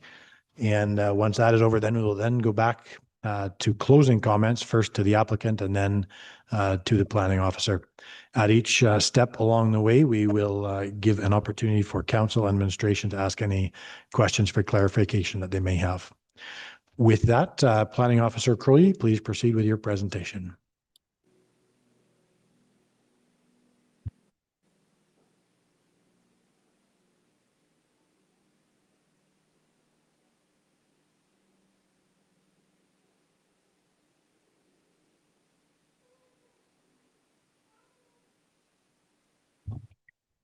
Good afternoon, Mr. Reeve and Council. The application before you is a request to amend the country residential district rules to allow for the future subdivision of 4.14 acre country residential district lot with a 15.55 acre country residential district balanced parcel remaining. The parcel is within Division 7. It is located 8.2 kilometers northeast of Okotoks and 2.6 kilometers south of Rocky View County, as well as 484 meters north of Highway 552 East and 315 meters west of 112th Street East. It is bordered by 253rd Drive East to the north. The northwest of Section 29, Township 21, Range 28, west of the 4th Meridian, was gradually subdivided into country residential district parcels between 1973 and 2007 on either side of 2053rd Drive East. A boundary adjustment in the year 2000, adding approximately 3.58 acres to the subject parcel, established the parcel's current configuration. Properties to the northwest were placed within the Sunset Ridge Area Structure Plan. In 2012, a 2.84 acre parcel was subdivided and zoned as country residential subdistrict A to ensure buildable area and due to water issues. In 2019, council refused redesignation of the northwest adjacent 2 acre lot here to direct control district number 26 for dog kennels and facilities. There is a recurring minor stream crossing the subject parcel. And many others along 2022 and 53rd Drive East.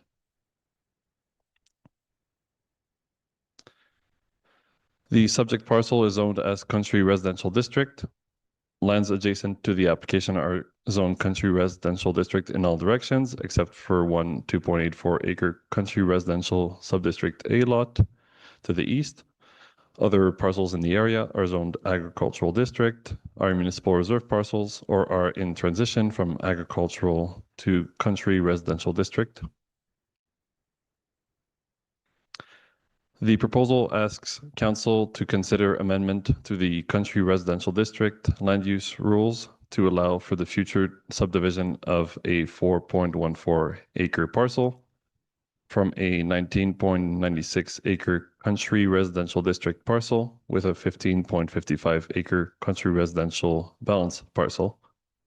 The panhandle to the balance is to be 15 meters instead of the 30 meters it had been before the year 2000 boundary adjustment. The subject parcel is undeveloped on the north proposed 4.1 acre parcel, but contains a pond or dugout.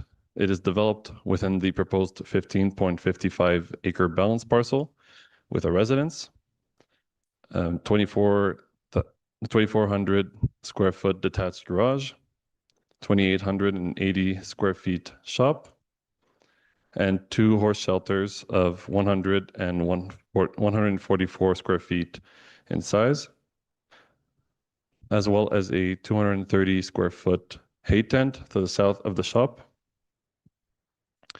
When considered together, the accessory buildings do not meet cumulative permitted size of 4,550 square feet for accessory buildings and 1,200 square feet for a garage on a parcel between 15 and 20.99 acres, with a difference of approximately 300 square feet.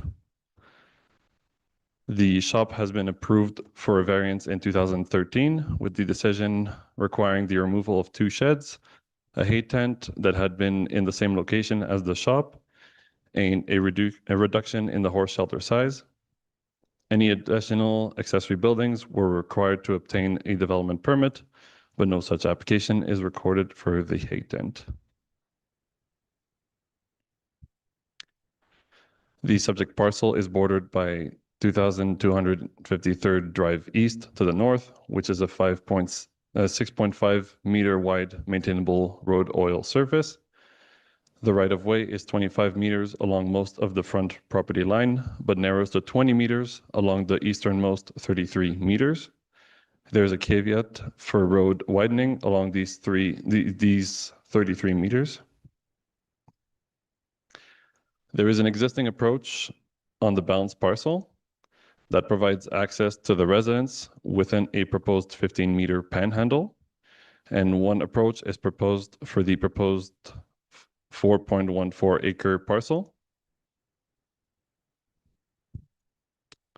Public Works also notes that there is an existing field access west of the existing approach and recommends upgrades to the existing approach if council prefers a common approach for both parcels.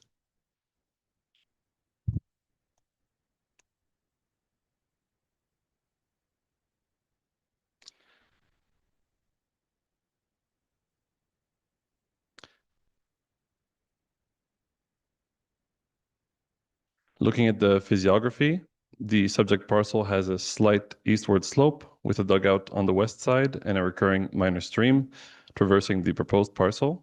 Public Works recommends that an environmental reserve easement be applied over the recurring stream and pond.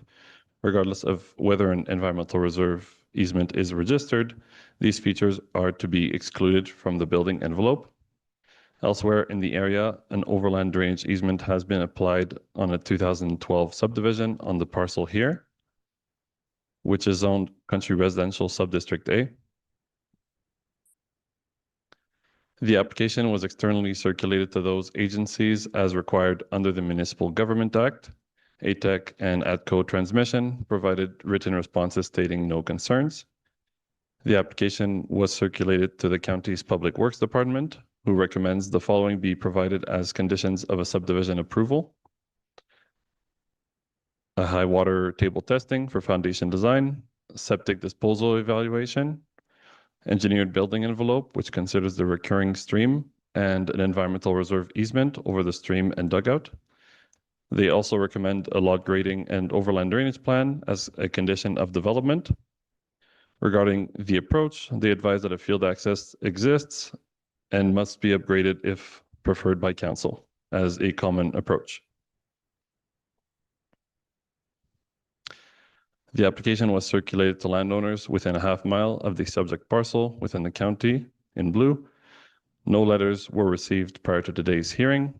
Notice of this public hearing was advertised in 2 issues of the Okotoks Western Wheel on March 18th and March 25th. with no written submission received prior to today's hearing. If council could open up the page of the staff report containing option number 1 regarding approval. A clerical error was found within the text of the approval where it was recommended or where lot grading and overland drainage plan was not included within the within the text, whereas the inclusion of environmental reserve easement was not necessary. The text here shows the added text in the highlight and the removed text crossed in red. And as an update to the recommended condition 1 for the approval condition, there had been initial indication of interest from the applicants to the environmental reserve easement in discussions with the Public Works Department. However, the applicants have since indicated not being interested in having the environmental reserve easement on the proposed parcel. This condition can therefore be removed. No other conditions are recommended to be altered. This concludes my presentation, Mr. Reeve and Council. Thank you. Thank you very much. Any questions from council or administration? Director Hemingway. Here, David, can you walk me through this development permit that you mentioned back in 2013? So there was an approval for a variance in the size of a shop, and there were conditions associated with that approval whereby some sheds needed to be removed in order to bring the square footage of the accessory building down. Is that correct? Through the chair of council and Heather Hemingway, that's correct.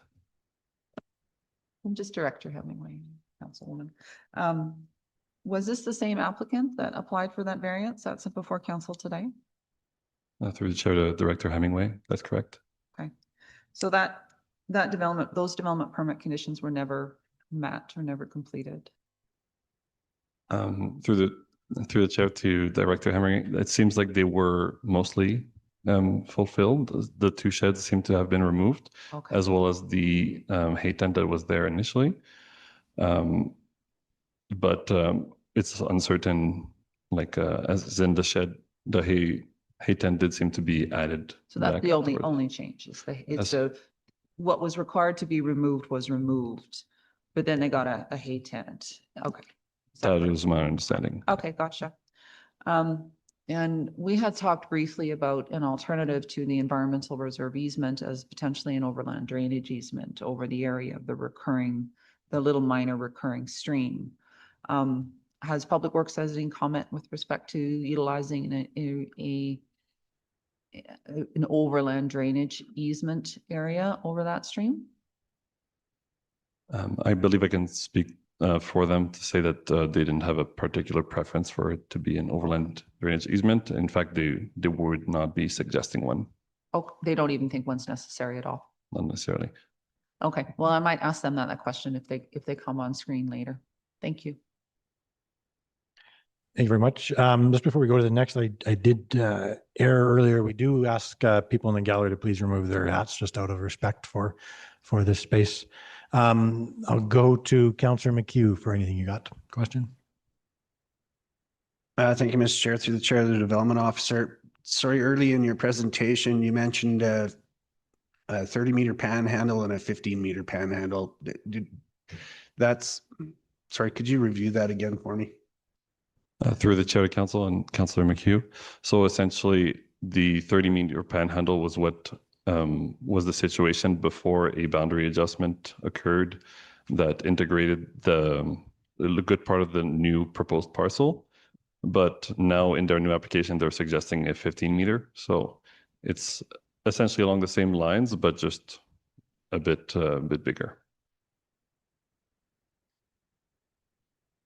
Okay, so sorry, I'm missing that on a diagram here. I guess that's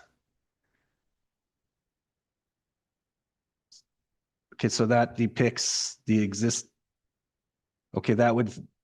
I guess I'm missing the part here where that exists as a 30, and I'm missing the application to have it boundary adjusted in here.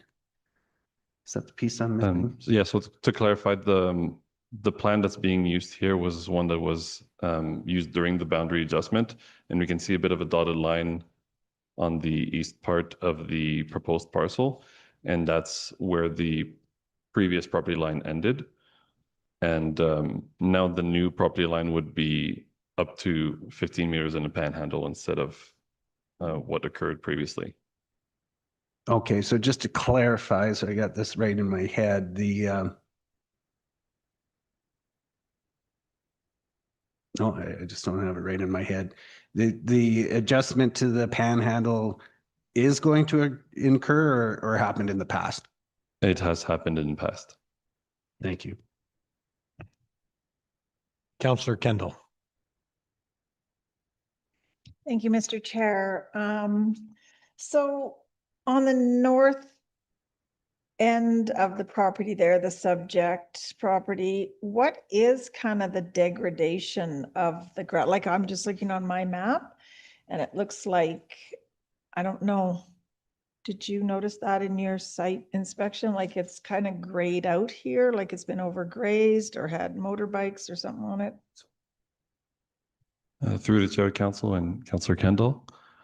From discussions with the applicants, it seems that there has been some repairing work done in that area from the applicants themselves. And from my site visit, I could see some soil piles as well. But for more information, I would refer to them. Okay. And so I just did some math here regarding your development on page 68. And the cumulative size for the building should be 4,550. Is that correct? That's what it says here. And then I added up what they do have and it's 7,330. Is that right? Yep. Oh, accessory. Okay, so minus 16. Okay.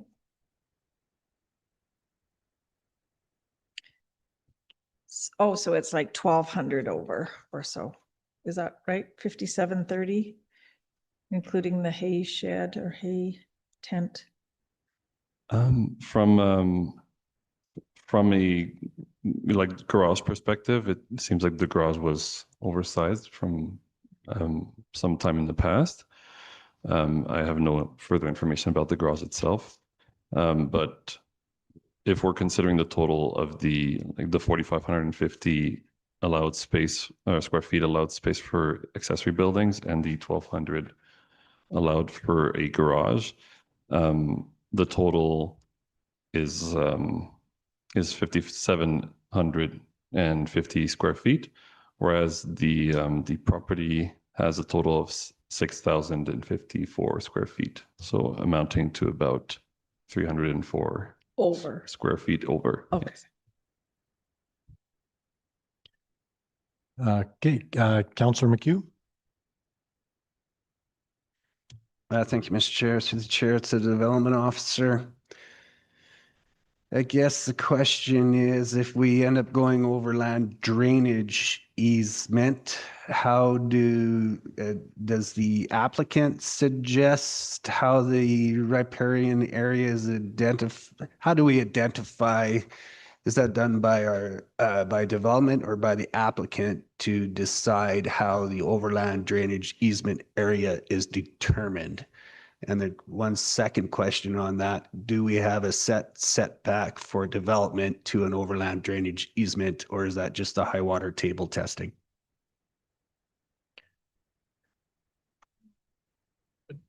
Director Hemingway, did you want to answer that? Sure. Second question, no, there's no setback. It's not a property line. It's just an easement on property. And first question, typically we leave it to the applicant to provide a revised site plan to illustrate the area of the overland drainage easement. We review that in accordance with our air photo information. It's basically, we're trying to keep people from building on top of it. We're not trying to necessarily keep them from away from it, but to ensure that if they are going to use it or cross it, that it has a culvert, and that we have access to it in case it's blocked. Engineering technologist, I see you unmuted there. Were you wanting to add to that? Yeah, I just wanted to add to how the area is typically delineated. In the past, we've had surveyors find the top of slope and then show that in the revised site plan to the satisfaction of Public Works. Okay, I don't see anybody else. So at this point in time, we will go to the applicant, Brad and Donna Wood. I see you are online and unmuted. Please proceed with any presentation or comments that you wanted to provide at this time. Thank you. Good afternoon, everyone. The reason we are applying for this subdivision is that we're getting older and don't require the two-story, three-level house and all the work of the existing property, including maintaining the 100+ trees, lawns, fencings, etc. We want to build a one-level home, no basement, that will quite simply take us to the point in our lives when we need special care or a space in the Davisburg Church columbarium. We've lived here for almost 34 years and have no interest in moving into an urban space. Our son and his family will take over the existing property if the subdivision is successful and all of the required maintenance. We believe that there is enough land on the upper bench area closer to the west side of the proposed subdivision to accommodate a single level on slab. We have preliminary plans to indicate the footprint and believe this structure would be better suited than a basement property, and of course, we want no stairs. This location is also the reason why we would prefer an approach towards the west rather than a shared approach with the existing property, which will require less access road to the new house. We used to take over 200 small squares off this piece of land until foxtail infiltrated the lower section. Foxtail has shallow roots and does not maintain the soil well, which we believe resulted in soil erosion into the seasonal stream bed. Hence, we have been actively improving the stream flow over the last 4 years, starting with shooting the grades in, following the natural flow, clearing out much of the eroded soil. We put in 2 additional culverts with dirt over the top, allowing horses to traverse the low-lying area without getting mired in the mud created by the stream not flowing properly. We intend to further improve this area by more excavation and adding river rock. We have eradicated the foxtail and will be reseeding the area with a horse grazer, which should help to better maintain the soil. We are committed to ensuring this seasonal stream continues in its natural path. The comments with regard to the dirt area is part of what we've been doing to maintain the flow correctly and to ensure that this stream continues where it should be. Certainly over the years, it does occasionally flow to a higher level, and we want to make sure that it goes where it's supposed to. Commenting about the sheds we removed the additional sheds. And yes, we did later put up a hay tent, which is totally removable. And we're quite comfortable in doing that and just simply tarping what hay that we have in the future. We have fewer horses than we used to, so we don't need as much. I'm open to any other questions or comments. Thank you. Any questions from council? Councillor McHugh. Thank you, Mr. Chair. Through the chair to the applicants. Sorry, the existing approach that exists is to the east side? Correct. Of the parcel? So are you suggesting I thought I heard you say you would prefer it to be on the west side? Closer to the west side because the house, because of the slope of the property, there's more usable land towards the west side. So we would prefer that the approach would be on the west side because that's where the garage would be to the house and far less access road required to get to the house from 2253 Drive. The reason there is an approach sort of next to the existing gate is that's where they hayed it. That's where the hay equipment came in and hayed the field, a hay bine and a swather. Okay, thanks for that. So, but our diagram shows The approach on the east side, so you're suggesting that you want to put in a new approach on the west side. Have I got that correct? Yeah. That's correct. Middle west. Okay, thank you for that. So if I'll approach this way, if we had an NDP government at the time, you're playing in an ephemeral stream, so that ends up with the province. So just caution when we're playing in an ephemeral stream. The provincial government gets a little particular on that. Thanks. Okay, we did have the grades shot in to follow the stream, so it wasn't just, something arbitrary that we did. Okay, I'll go to Director Hemingway for a question. Oh, okay. Anybody else from council or administration questions? I don't see any, so at this time we will go to the public. I do have one person registered, Greg Chitranki. Did you wish to speak to the application today? No? Okay, thank you very much. Okay. So with that, we will then go to back to the applicant for closing comments. Anything you wanted to provide, Brad and Donna, in closing? Well, we just want to reiterate that we wanted a slab, we're looking at an integrity home. So we're not looking at anything that's going to have a basement or, and I honestly don't think there's any high water there anyway. Would be further down the hill, but we would be up on that north shelf further west. And once again, because of the approach, we want to keep it minimal, a small road, a small turnaround by the house so that we're not maintaining all of that snow. Okay. Anything further from council administration for the applicants? Seeing none, we'll go back to Planning Officer Caroli for closing comments. I have no further comments. Okay, go back to council administration one last time for any questions you may have. Seeing none, I will close the public hearing at this time. If you want to see council's deliberations and decisions, you're welcome. Those of you in the gallery, you're welcome to remain. You can also watch the live stream you can find on the county's website. Either way, if you're registered for today, you will receive a notification of our decision once the minutes are ratified next week. Thank you all for coming and hope you have a good day. Switch. Okay, just be a moment getting things switched.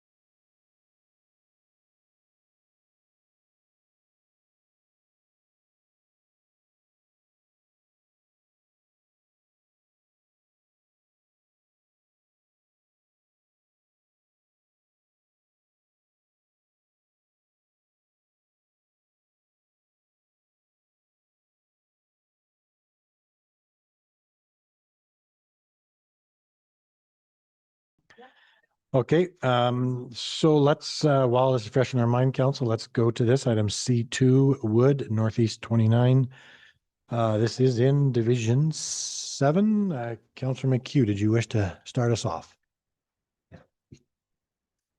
Thank you, Mr. Chair.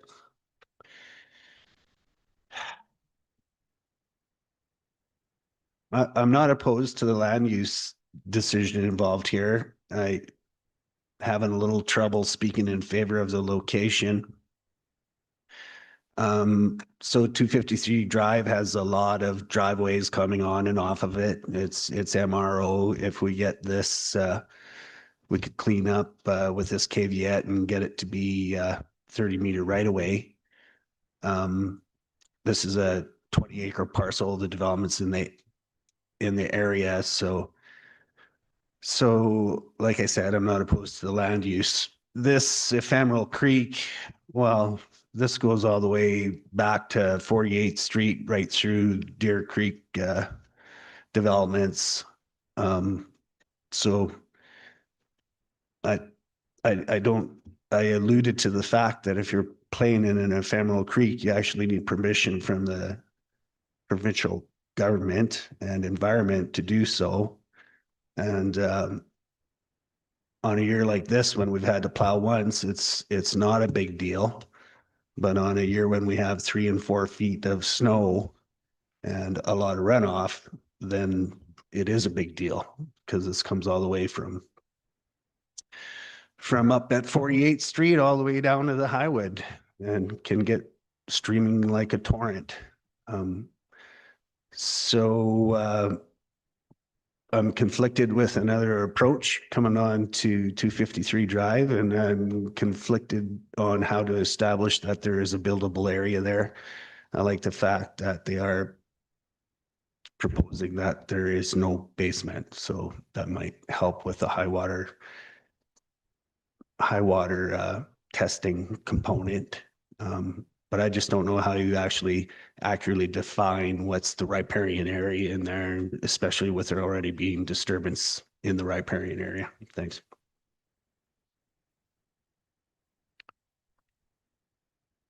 Okay, who else wants to speak to this? Councillor Kendall? Thank you, Mr. Chair. I'm curious about what the building envelope is actually available there. And being that they do have access to even do a secondary suite, perhaps on the south end of the property and get away from that creek altogether, but. Deputy Revol? Thank you. I'm not opposed to the application. I just wonder if we can pull up a map again to show where this is, because it's not showing up on any diagrams in the staff report, but I wouldn't mind just seeing the one that was shown in your report, perhaps, if you don't mind sharing that, that would be great. Sorry, which part? The map?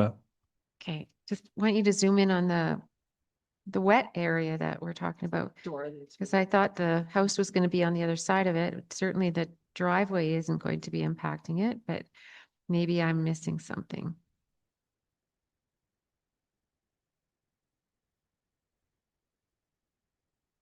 Be nice if it wasn't 15 meters for the balance, if it was bigger, but they can also work with their neighbor in the future if they want to go back there. It's another thing they could consider.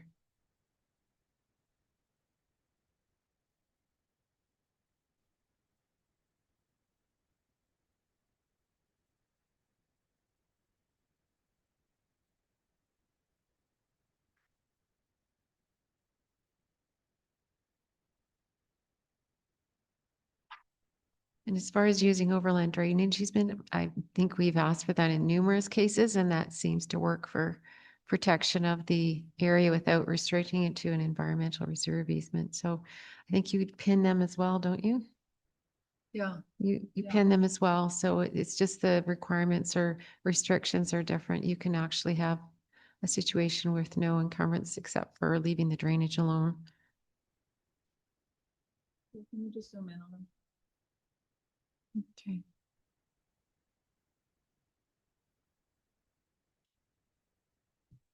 A little bit. You know where this is? Zoom out. This is good. I just wanted to see, because there's a lot of not drainage area up at the front.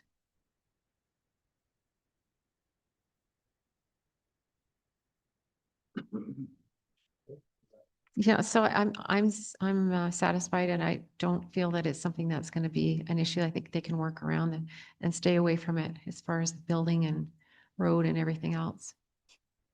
And then putting in the drainage easement in there will keep it from them having any possibility of them or whoever is working on this in the future of damaging that access. Thank you. Councillor Callister. Thank you, Mr. Chair. Just pulled it up on Google Maps here with the little yellow man you can walk around with. It appears the area that they want to build on is quite a lot, quite an elevation above the creek and the wet area in there. Looks like the existing driveway, they've had to create quite a lot of fill brought in there to get that driveway through on the panhandle. But it looks like a slab on grade on top of that westerly area there is rated. There's a house right adjacent there that obviously isn't having any problems because it's there. So I don't see how they're going to have any problems with a slab on grade there.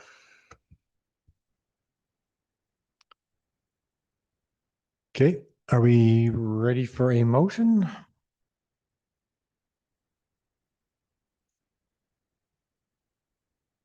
Deputy Revol. Sure, I would move first reading, and then I would just check in with our conversation that we had on a couple of things, make sure we're capturing in the conditions what we're looking for. And I believe on number 1, we were going to switcheroo to overland drainage easement. Do I have that correct? My understanding. Okay. Switcheroo. Okay, and other than that, is there anything else that was in discussions that we needed to sort out? There's development permit for non-compliant accessory buildings. I think that is really only 304 square feet over. I think that's what was the conclusion on that. But then that would be determined at subdivision. Yeah. The applicants may choose to remove the hay shed or hay tent, or will be able to make a development permit application if they wish to keep it. And we'll keep that as a condition of subdivision, and PR David will communicate with them that they will have that choice to remove it or apply for the development permit.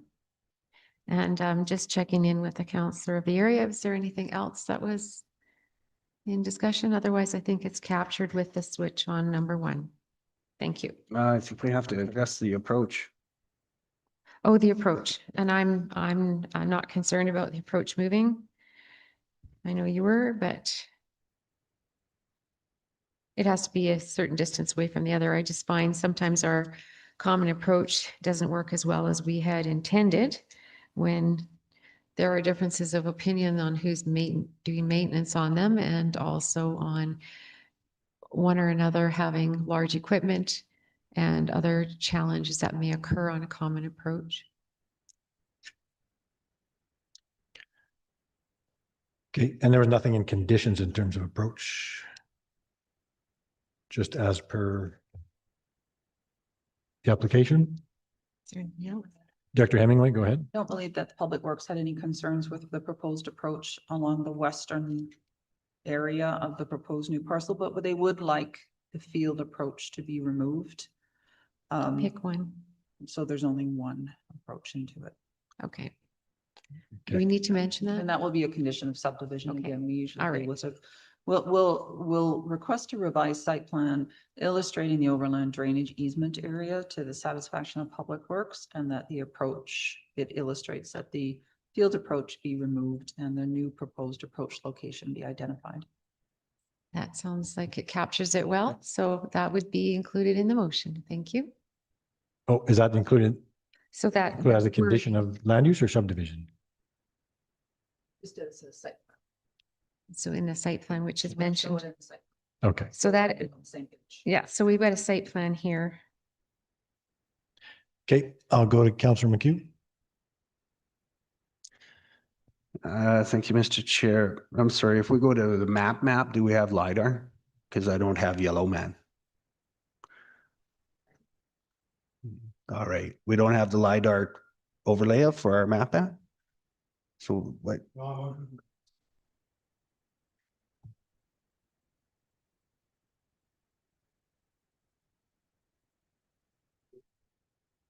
Okay. So we do have that motion from Deputy Vole, first reading with a couple of minor changes. I don't see anybody else, so I'll call a question. All those in favor?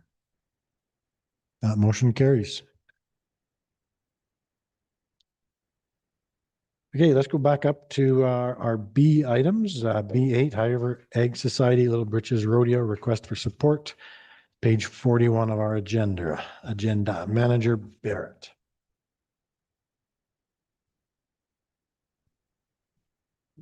Thank you, Mr. Reeve. Just one moment here.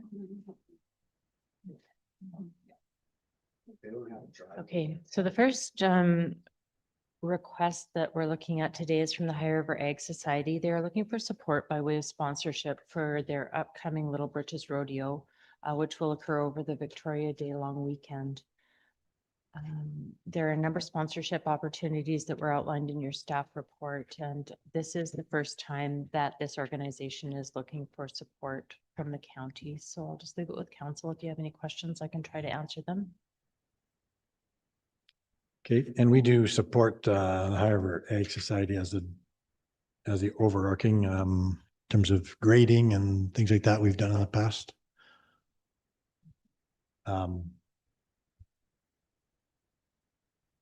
I'm not seeing anybody jumping up and down. Typically, we have not supported anything new onto this list of events we support. Deputy Vole. Yes, certainly, I think we're supporting in a number of ways at this point. So I'm not sure we need to add an additional support. So I think there's significant support coming in from operations. I'm not seeing that I need to offer additional support. I know they're asking for a few things and we wish them well, but I think at this point I would just maybe acknowledge the letter, or if anyone else wants to do that, I'd be happy if someone else would like to do that as well. I don't see anybody else, so I will take that motion from you to Acknowledge acknowledge and deny the request. Yes, I would acknowledge and wish them well and deny the request. Okay, we have that motion. All those in favor?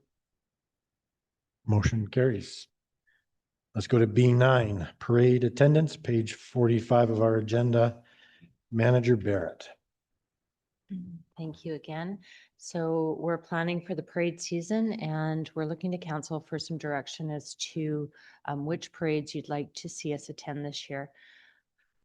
We typically enter the High River Parade in May, the Diamond Valley Parade in June, the Blackie Canada Day Parade on July 1st, and then the Longview Parade also in July. We have not participated in the Okotoks Parade in the last couple of years just due to council and staff availability. So if council is supportive, I think our intent might be just to send a poll out to confirm your availability on each of these dates, and only enter the parades where councillors indicate that they're available to attend. So I guess that's the first motion we're looking for. If you're maybe amenable to entering these parades, providing that there is enough support and availability to attend. And I guess also your input on the Okotoks Parade.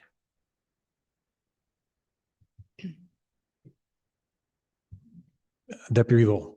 Sure, I look forward to anyone else's comments, but my first question is, how's the float holding out? I think, well, we keep it fairly well maintained, so I think we're pretty good there. Yeah, it's stored without a lot of weathering, so I know they're taking very good care of it. So I think the current four were the ones that seem to rise to the surface as to availability and capacity as well, I think.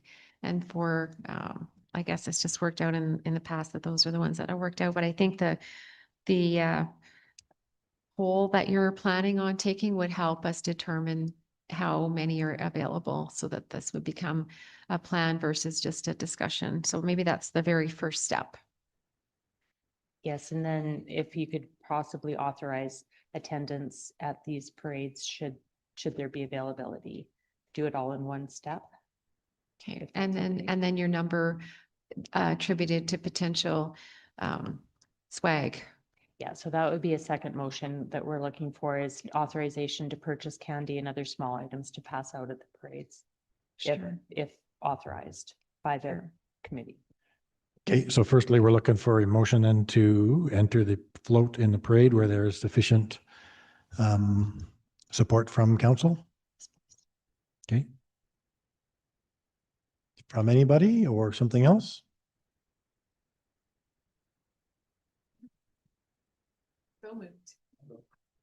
From Councillor Callister? Motion to go, I'll go. The parade. To authorize putting a float in the parade where there is sufficient council support. Okay, we have that motion from Councillor Callister. Everybody just jumping up and down. All those in favor? Motion carries. So the second item is to authorize the purchase of parade candy and other miscellaneous small items not to exceed 3,000 plus tax. Councillor Kendall. I would give you that motion, but I thought RD had some horses. Why can't we ride the horses in the parades? Take the float, hands, couple. It's called liability. Ability. Horses there. It's massive. How about me on my back? I can stay there. Okay, we have the motion from Councillor Kendall to authorize the purchase of candy and miscellaneous for up to 3,000 plus tax. All in favor? Motion carries.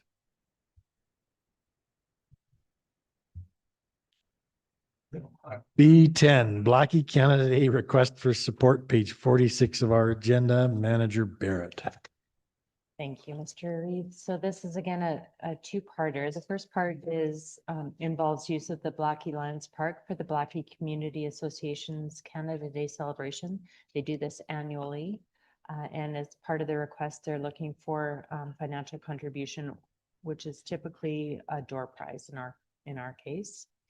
And then the second part is new this year. They are looking for use of the adjacent parcel to accommodate the tractor pull event.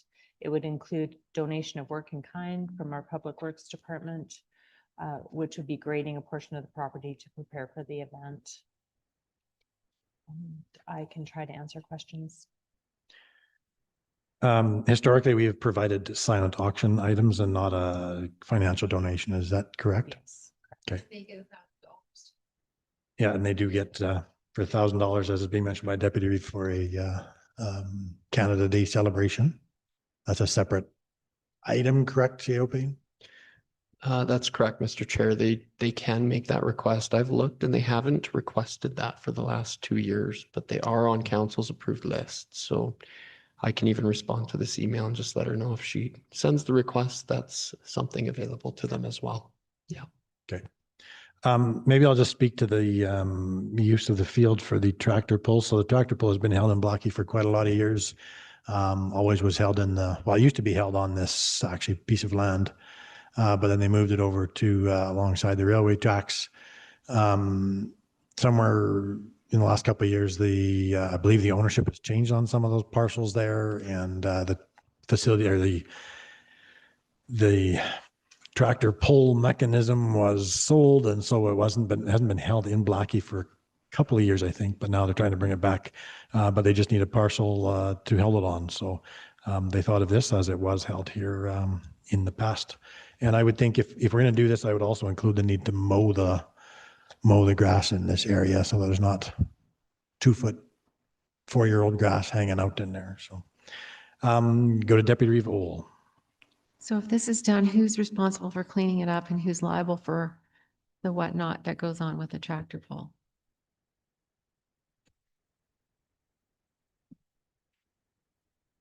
So if it gets all rutted and it's all wet and it's, lots of stuff sinking in there or whatever, is that something that they clean up or we clean up? We're talking about somebody else's land here. CO Payne, did you want to answer? Yeah, so the property is a county property, I believe, a country residential lot next to the Lions Club property. If council's wishing to approve the use of that lot for this purpose, administrative advice would be that you do so subject to the community association ensuring that there's adequate insurance coverage and waivers of liability and indemnity for Foothills County as well. Our Public Works Department would be able to prepare the area that they need with likely with some light equipment, and then it's up to council if you want them to, the community association, to put the property back. I don't know that they have the equipment or the means to do that, but we can certainly, if council would like us to do that, can provide that as well. I know it's been done in the past quite a bit, but really it's because it's a county property, it's at council's discretion. Thinking if I may, I know we help our other organizations and help them with a lot of events, whether it's the roads, watering, or some form of assistance in some way. I know we help a lot. So it's not that I don't want to help, it's just the matter of the land coming back to its condition. And if you've done it before, then maybe you have done it before and you've already been through it and things have gone well. And I just can't remember that history. Thanks. Yeah, and as a counselor for the area, I've never heard of any concerns or expressed in the past, so. Councillor McHugh. So sorry, did you, through the chair to CO Payne, is this the municipal lands to the south of the Ball Diamond that we're speaking of? Southeast. Yeah, so it'd be southeast. It's almost a L shape. I can bring up a map here for. That's what I was looking for. My concern is that we don't have have we had it there before? Oh, all right. Well, then good. So there is an approach to get in there. Must be. Well,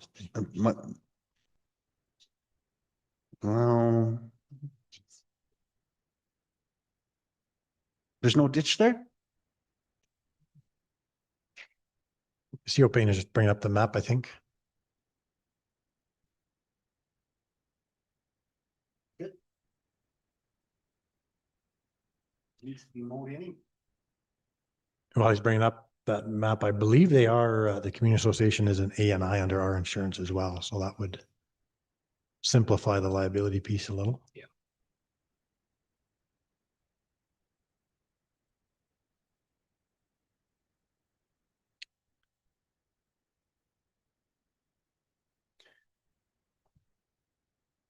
While we're waiting for that, any comments on the first part about the allowing the use of the Lions Club Park and provision of a silent auction item? Councillor Callister. So they want to do a tractor pull there. So they've got another tractor pull apparatus now? They've got another one, or they must have if they want to do. They must tractor have. pulls. So basically, when the weight comes too much on that, it just stops the tractor. It's not gonna cause too much of a disturbance there. And as soon as your tractor stops, that's your turn is over. That's it? Yeah. Yeah, so that big field right in the middle to the east or southeast of the Ball Diamond.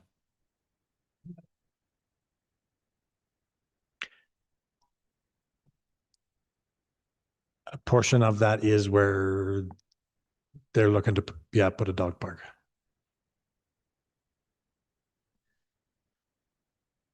Councillor McHugh. The airstrip at the angle and is that the old pole there? Right there? Is that the location?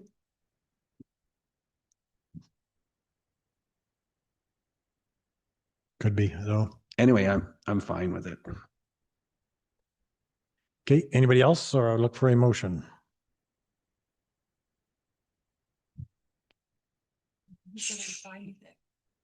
Councillor McHugh, did you want to give a motion? Page 46, so there's a couple of pieces there, financial donation and or provision of silent auction items as well. Yes, motion to approve. Motion to approve? Yeah.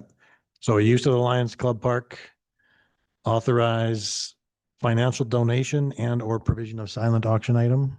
in the past, we've done silent auction item. Yes, Okay, and approve the use of the park and grading and mowing. Okay. approval of the MR. With the liability piece looked after. Is that correct? With the liability piece as an ANI under the municipality. Yes. Okay, we have that motion. Well, what? Anything further? All in favor? Motion carries.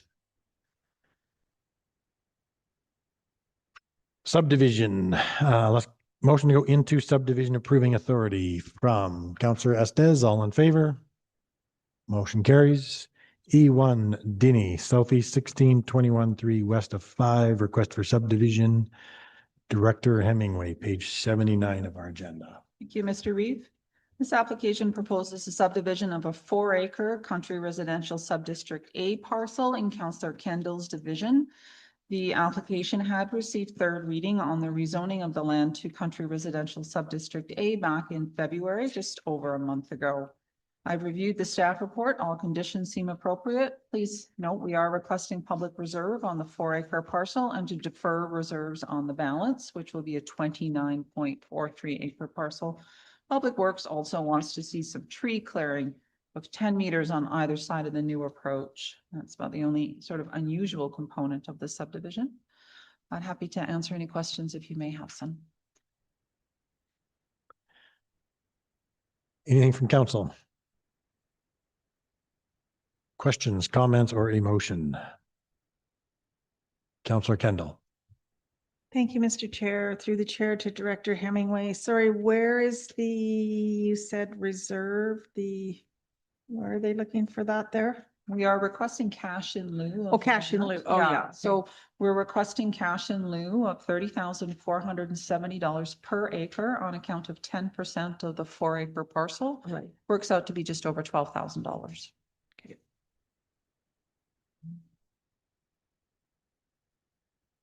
I cannot speak in favor of this subdivision. Okay. Anybody else wishing to speak to it? Deputy Reeve Ohl. Thank you. In terms of the area, it does fit with the area. And it's the least impactful part of the parcel that is taking place here. And it's, I guess it's across from similarities, and I think that's why it had received approval in the first place and it met all the conditions. So I'm just wondering, is there anyone else who'd like to give the motion? Otherwise, I could give a motion and test it. Nobody else is jumping up? Okay, I'm going to move first reading or move subdivision approval on it then. Thanks. Okay, we have that motion. Anybody else? I'll call the question. All in favor? And opposed? That motion carries. Motion to go out of subdivision from Councillor. Anybody want to go out? Councillor Estes, all in favor? Motion carries. Minutes. We have our minutes from last week. Anybody have any comments, questions, or emotion? Deputy Reeve Ohl. Sure, I read them and I had a couple of minor edits that were done, and so I see that they've been made, and so I'm fine with them unless someone has anything else to add. Okay, was that a motion to And I can approve move them as well. Thank you. Okay. All in favor? Motion carries. And accounts. Who's on accounts today? Councillor McHugh. Outside of some really expensive zinc washers, EFT 031899. This is going to be for a bill for pruning some trees in Division 6. The ends up being it cost $330 a tree for 13 trees, and 6 trees. So 26 plus 6. So for 32 trees, it cost us $10,237.50. So I did get a little bit of an explanation. This was a 3-man crew, and this was did include a chipper, but like I'm kind of, and a bucket truck. So where am I going with this? I don't know. By the time we spent it, I think we started out at $250 a tree for watering them. I think we ended up at 50. Is that where we ended up for watering the trees? And then 300, then we're 10,000. These are getting to be really expensive trees. Maybe we could save some money and send our own chipper out, since we do have a Vermeer chipper of our own. I don't know what else to say. So I guess really not a question, because I already got an explanation for the cost. Okay, that was on Councillor Callister. Through the chair to Councillor McHugh, where was this $10,000 bill occurred from Randall Handles? Where were these trees? Heritage Point. Thank you. Yeah, Heritage Point, I believe, across from the lake house, near the parking, and then close by the lake house somewhere on the boulevard there. Councillor McHugh. I guess my only concern really is this amounts to 13 trees one day, 13 trees the next day, and then 6 trees another day. So that's 3 mobs in and out to do 29 trees. So, well, I don't understand quite the ramifications. I'd like to think that we could do more than 13 trees in one day and save on some mob in and mob out costs. I just find it a little alarming that we're spending that much on pruning a few trees. Councillor Estes. Thank you to the chair. Lose my butterfly voice. Although I do agree that it is a lot of money to hire contractors to do this, but they also have to supply work safe and all the added costs to doing this. And the biggest question is do we even have the staff ourselves to be able to go and take on a project like this? Yes.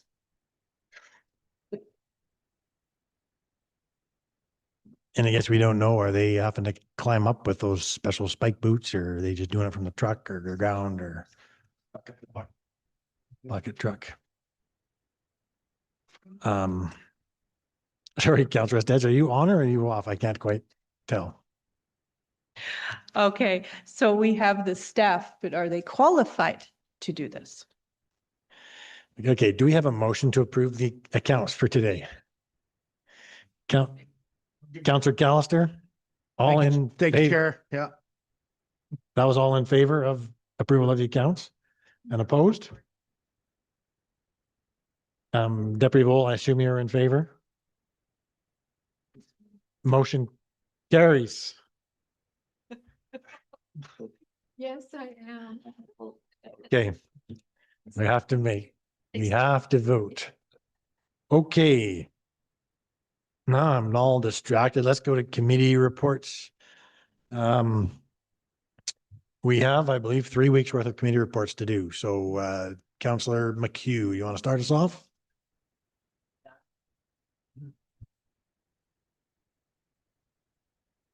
Well, let's start with what's fresh. So High River, I was IMC yesterday, which was a very pleasant lunch, and nice to meet all the councillors from High River.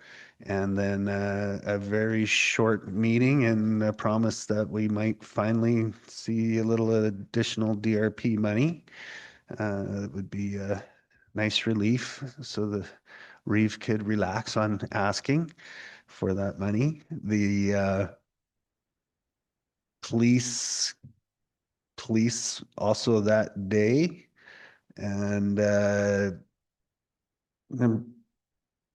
Councillor Rolls, Deputy Reeve Olson knows will be better in mine. But anyway, we did have some very good discussions in closed, so can't really discuss that. But pretty productive meeting and digging into the differences between soft and hard vacancies. I'll leave it at that. I did want to comment, it was kind of an alarming stat from the sheriffs that they did a level 1 inspection at Hannah and there was a 92% failure rate. So I just wanted to shed a little light on that. Did have a follow-up conversation with one of the gentlemen from the sheriff's department on that. So on a level 1, it's basically, this is the rule book, and if they do an in-depth commercial check stop, it's there's a lot of rules in that book. So I take it that the intent of an inspection like that is to basically a public awareness campaign,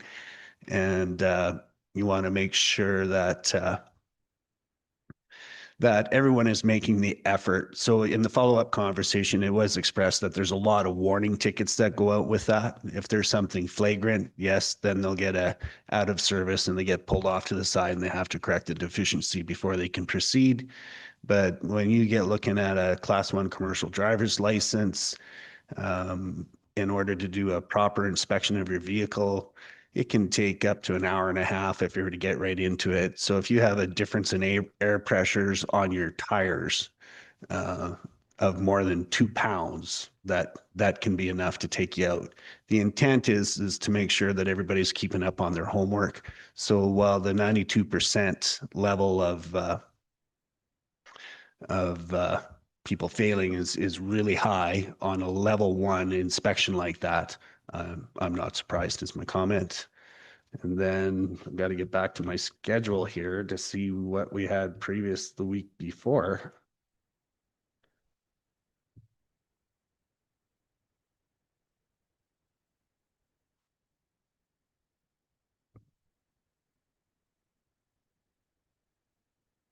And yeah, I did make it to the 1:00 p.m. town of Okotoks. I was late and Councillor Kendall stepped in for me, and thank you very kindly, and managed to be late for the rest. I was running an hour behind all week last week. Thanks.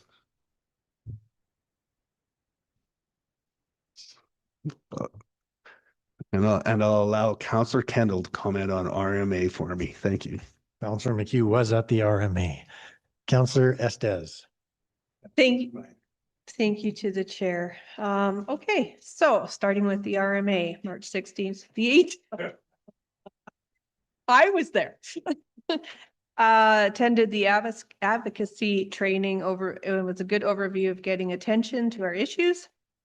Also attended the 1-day course of council's role in land use planning and approvals, a lot of good information, better understanding. March 18th, attended the legislature with Councillor Callister in his meeting with Minister Neudorf. Attended question period. That's all I'm going to say on that one. Nice to see our resolution passed. March 23rd. Foothills Regional Services Commission landfill update was at that time they were pouring the concrete for the new shop. So by now I'm sure they've completed that. The conduit for the fiber optic line is done to Alderside by the end of that week. And all minor issues addressed regarding the inspection by environment regulator has been completed. They have a willow tree project that's moving along. The University of Alberta is studying the impacts of soil and effectiveness ability for these trees to handle the leachate. Crusher was coming in to crush concrete and then changed ahead to shred the mattresses.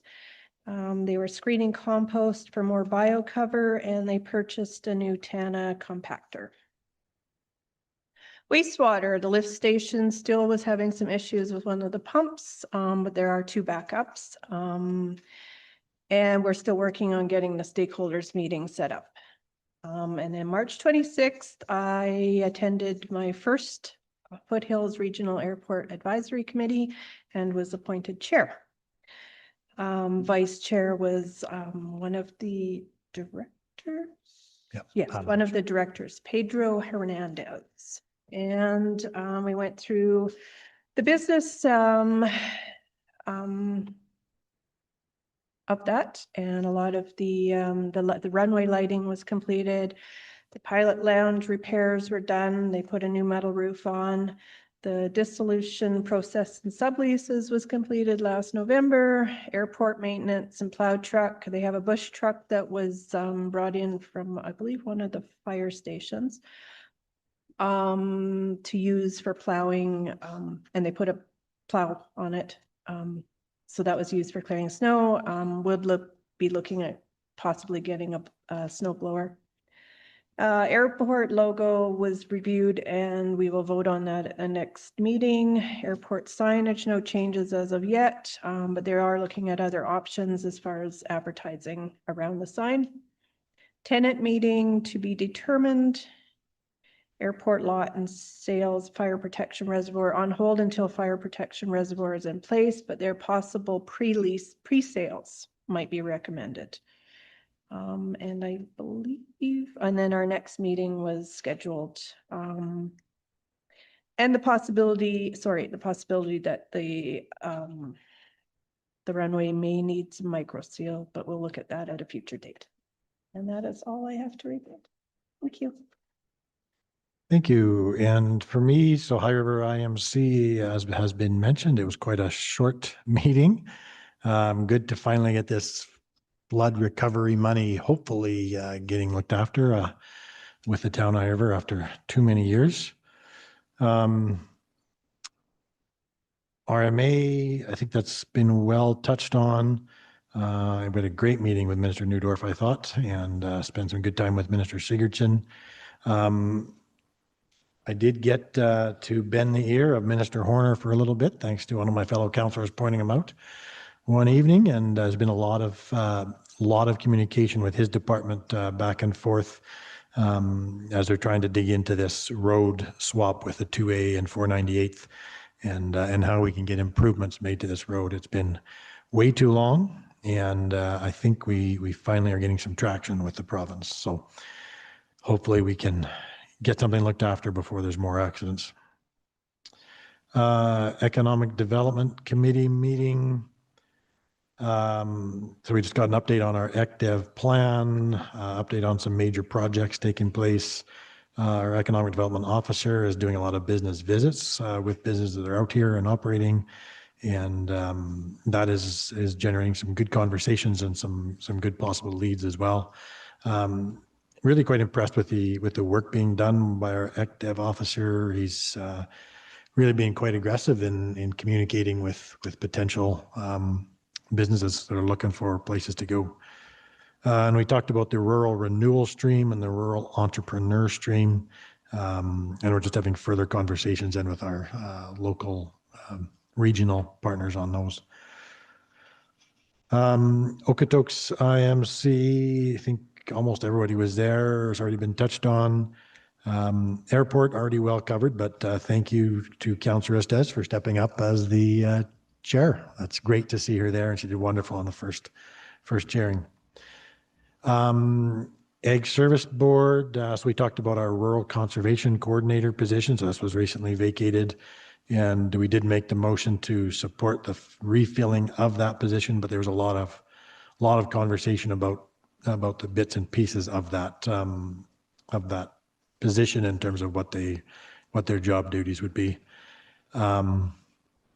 We recommended or requested the administration to draft a resolution to come forward in due time related to student loan forgiveness for vets and vet techs. So as of January 1st of this year, the federal government added a whole bunch of occupations to a student loan forgiveness program.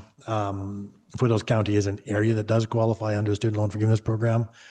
And so they added a bunch of jobs, and most of the jobs that they added was actually medical type things, doctors, dentists, that sort of thing. But there was no piece for the veterinary, and that's a big shortage in our municipality, and we really need to have further conversations, I think, about where we're going with our veterinary shortage, because it's becoming nearly impossible to get for a lot of our producers. The other thing was the ASB Provincial Committee. I've had just a whirlwind of meetings just the last couple of weeks related to strychnine, and as we know, the announcement has come out on Monday. Excuse me.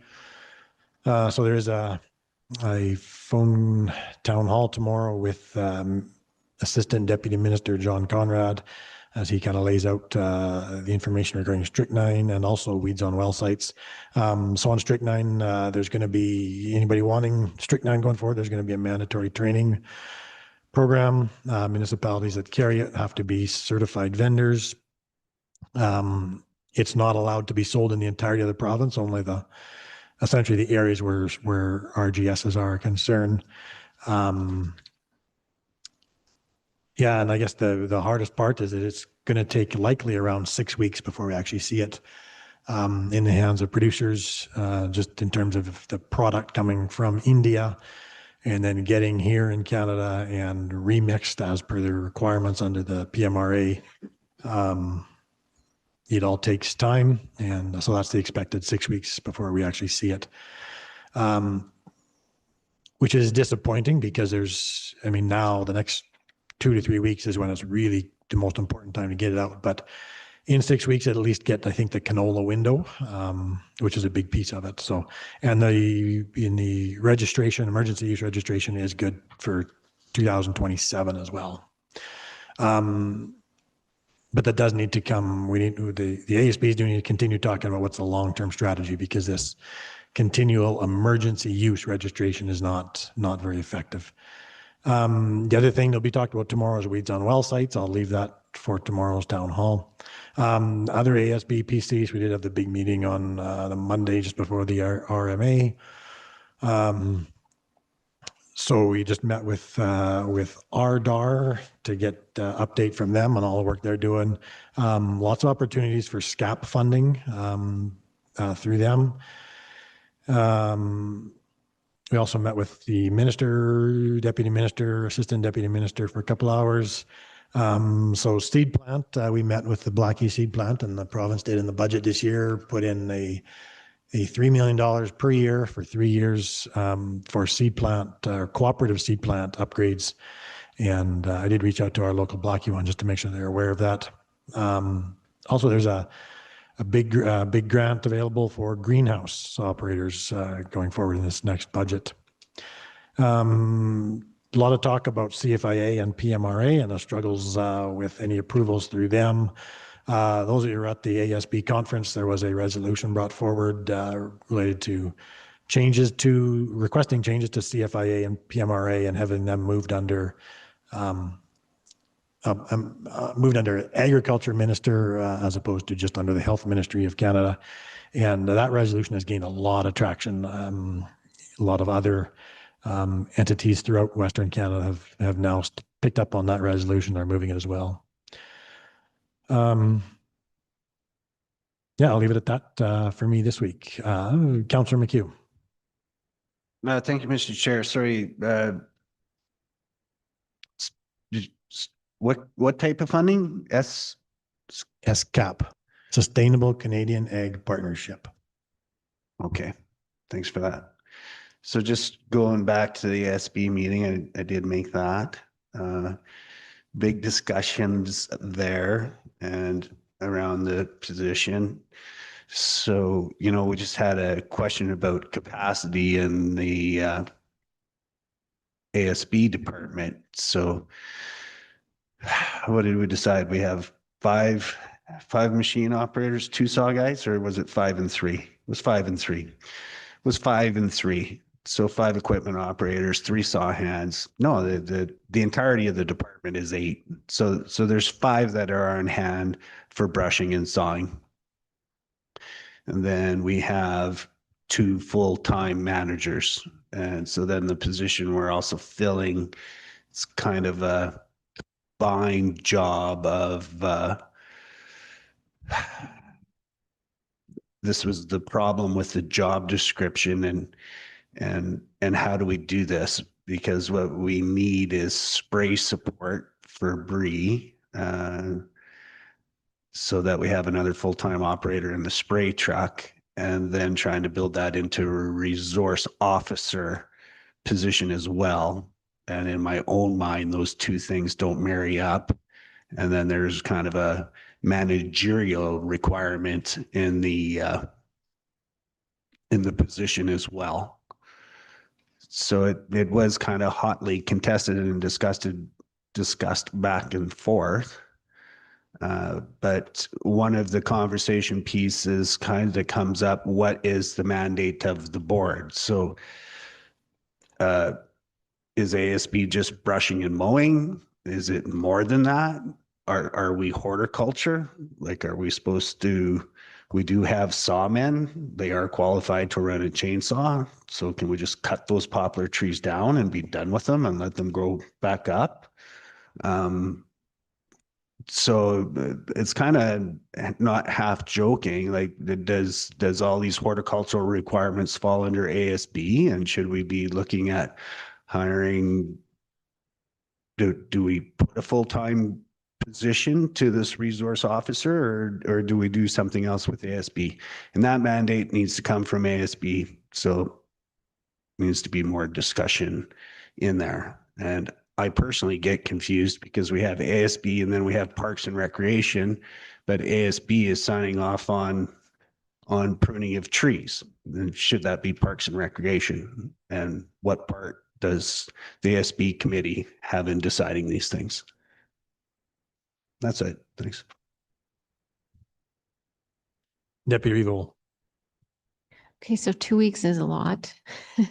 Just started with a non-committee, but a Prentice Community Association meeting on the 11th, on the 12th, had a Foothills Regional Emergency Services Committee meeting. On 16, 17, and 18 was RMA. So there's some really good stuff that happened there, including our various meetings and learnings and lobbying. We also had a meeting with the RCMP, and we were able to bring up some issues related to Foothills County, where we're at, and decoding our agreements and ways forward and everything related to provincial matter and RCMP matters. So that was a good meeting. We had Mayors and Reeves meeting. We had our Edmonton and Calgary region meeting. We had a ministerial forum, or two of them actually, where a number of us brought forward concerns. And I'm pleased that I was able to bring a question on behalf of council up in regards to policing. We also had a successful resolution. So I just want to congratulate everybody who was a part of that, that moved forward on behalf of Foothills County. So thanks for all the work that everybody did. And the presentation was well done by our Reeves. So thank you for that. In addition to that, I know we did some various breakout sessions, but I did the one called Beyond the Buzz on AI discussions. I'll just share a little bit about that one. We had Jason Schneider, who's our representative for our zone, and he happens to have an IT background, so he's always a good person to hear some, I guess you could say, some supporting evidence or information. And the focus was this, of course, not only the AI discussion, but also how it might affect municipalities. They had a couple of consultants joining us from a company called SIA, which hails out of Europe from France, but they have consultancies all over the world. And they've been in this, they say, since the beginning of AI. So they're saying that they're well established as a resource because of their initial exposure was right from the beginning. They mentioned to us that we have a couple of different branches of AI that are being considered, or that in the business right now. One is AI assisted work. There's AI augmented workflow and transformation of workflow. And then agentic AI, which apparently is unique tasks. So from the municipal point of view, they were saying that our opportunities are all processes, sometimes making them easier or more efficient, sometimes better results. So it really depends on the type of AI we're talking about. And they're saying that we can have a number of different aspects of our department that can be helped. We can do further assessment of a number of different areas. So there's numerous categories they shared that would be potentially a benefit to municipalities. There's not a whole lot of uptake yet, something like 23% of municipalities in Canada, but there is a chance for gaining more trust over time. And these are closed system AI products that they're speaking about, not the the public AI platforms, which are very susceptible to challenges with the reliability and accuracy of the information. So they went on to share a little bit of how you would work within a municipality to gain uptake or to bring about processes or really working with the people aspect of it is in terms of the adoptability and also for the risk assessment to go within your municipality. The last speaker was a lawyer who was very frank on the topic, and he said he didn't want to be the bearer of bad news, but I think it was really important to hear the legal aspect, and that was considering the municipal perspective again as well, and that was reliability and accuracy, liability for any unethical or inappropriate use, or what can unfortunately happen is negligent misrepresentation, which could occur if there was any inaccuracy shared that had basically the author was the municipality. And if it was even inadvertently shared and the information was wrong, it means that the municipality is still liable. So that's a concern because that could also be reputational damage. The other things that were brought up were the confidentiality aspects of what can be shared on a website or somewhere where information is shared or AI has access to, that if someone has not explicitly given their permission for certain things to be on a public platform, that there could be a concern with regards to that dissemination of that information without permission. So very interesting. We'll have to be very careful about what goes up there. The other thing that has to be done very carefully is the privilege between the information between a counselor and a person who there is providing their confidential information and other aspects that are meant to be confidential.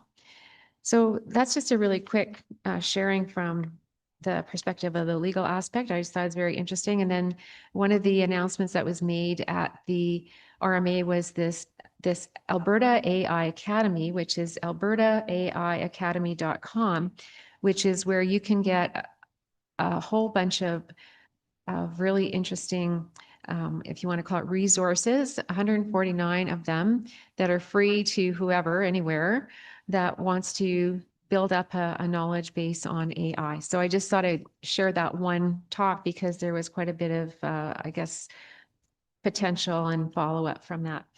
Next up, I had another Foothills Regional Emergency Services Commission full-day meeting. Meeting with residents. I also attended, as many of you did as well, the Okotoks and Foothills County IMC as an alternate. And then we had some discussion, but certainly some topics of interest there. We had the policing committee meeting yesterday as well. And in that, we did have some open session items as well. We did have a discussion regarding a potential conference that was available to us as members of the policing governance group that we're now part of. We had presentation from Foothills Regional 911, so that was well received. There was a good explanation on the workings, content, and aspirations of the 911 dispatch center, owned and operated by Foothills Regional Emergency Services Commission, of which we're a partner. We had a presentation from Diamond Valley RCMP, Okotoks RCMP, High River RCMP, an enforcement services update from our team, sheriff's update, and the Rural Crime Watches update, all of which are very busy and we're sharing all of their good and hard work.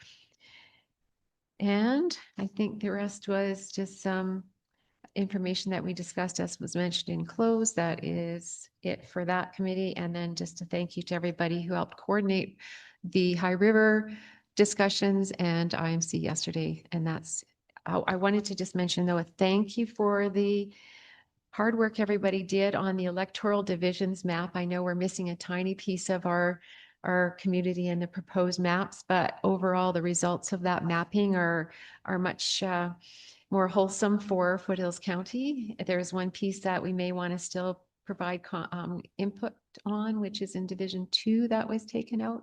And other than that, I'm very pleased to see the configuration of that. I just wanted to thank everyone because I know everybody worked on that.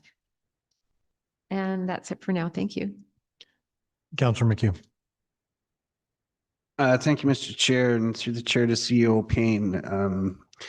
So thank you, Deputy Revol, for jogging my memory. With the 911 presentation, they do have a working alone service, and I can't remember what our Public Works Department is doing, what our protocol is, but just because Foothills has a subscription,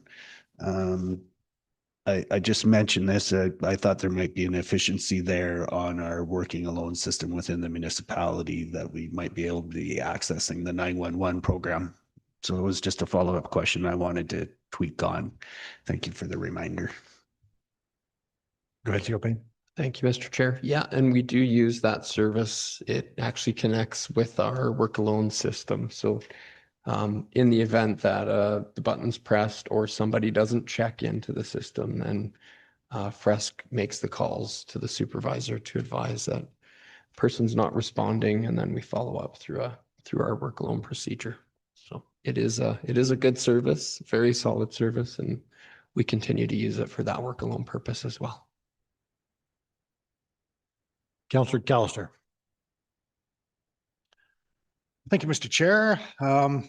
I too was at the RMA from the 15th to the 18th. Took a course on the Monday of that week for in strategic planning, and attended a couple other little learning workshops. Then back on the 23rd, Dunbo Recreation Board meeting, where we were able to grant funding for a few community recreational facility projects. Some soccer nets for Heritage Point soccer fields, some upgrades for the DeWinton Community Hall, and some upgrades for the Davisburg Community Hall. And on the 24th, Joint Health and Safety Committee, where we heard incident reports and an update on the certificate of recognition for the county. Then later on the 24th, we had an intermunicipal committee meeting with Okotoks, where we had a few things on the agenda. And then later in the 26th, library board meeting, where we had the creator of the book, the library board meeting, where she actually attended our library board and told us about the 50-year history of the library, Okotoks Library, which was coming out on February 2027 is when the book will be available. And that is all I've got for now. Councillor Kendall. Thank you, Mr. Chair. On March the 12th, I attended the Ag Services Board here. I would have to concur with the councillor from Division 7 that perhaps, yeah, we do need some clarification there on the roles and going on at the Ag Services Board, but anyways, attended that. Later that day, I attended the Diamond Valley Library Board meeting, my most busy committee to date. And since that time, they have found some new board members, so gonna meet them at the next meeting. So the show's getting on the road there. Attended the RMA from the 16th to the 18th, attended with Councillor Estes, councillor's role in planning, very good overview. Was very pleased to meet Mr. Nate Horner at one of the craft brewery events there. That was nice. Got to ask a couple of questions. First one to the RMA board regarding the cutbacks to the Alberta Historical Society. Expressed my dismay about that, and asked a question to the ministers about the Mr. Todlow, and in particular about our elk situation here. Also attended the Okotoks IMC And it was my practice run in replacing Division 7 Counselor McHugh, because he knows the next position that's coming. So just beware. And anyways, also attended, sorry, it's getting late. I need a little levity to keep going here. Also attended the High River Luncheon yesterday. So that was a pleasure to meet my compadres on the other side of the building here. And yeah, nice to meet everybody. Thanks. CAO Payne, any updates or committee reports from you? Yeah, thank you, Mr. Chair. Just very quickly, I would just concur that RMA was a very productive activity at the spring convention with council, lots of FaceTime with the various ministers and MLAs, and I think a couple of council's priority advocacy items have been dealt with well and continue to be followed up on. Hopefully, they'll have a positive outcome in the near future here. Just wanted to also re-mention the Alberta Electoral Boundaries Commission did submit their report to the legislature, or to the speaker, I guess, last Thursday. I'll have to keep an eye on that and just see what's debated and whether there's any further change.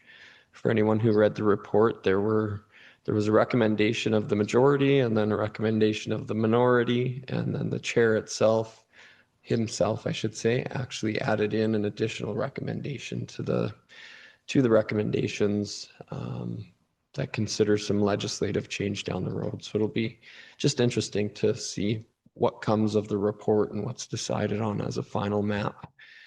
Certainly what's been provided in the report provides Foothills County, I think, with better representation than what was initially proposed in the first iteration of that report. Also wanted to just remind council that I believe last Thursday there were some key announcements from the Minister of Municipal Affairs that will impact a universal code of conduct for councillors in the future. It was a fairly vague media release, so it didn't really provide a lot more context than what was in the Premier's mandate letter to the Minister of Municipal Affairs. But it does indicate that there's something coming fairly soon for review by municipal councils, and it sounds like there may be some consultation on the draft. So we'll keep an eye out for that and certainly share that with council once it's received.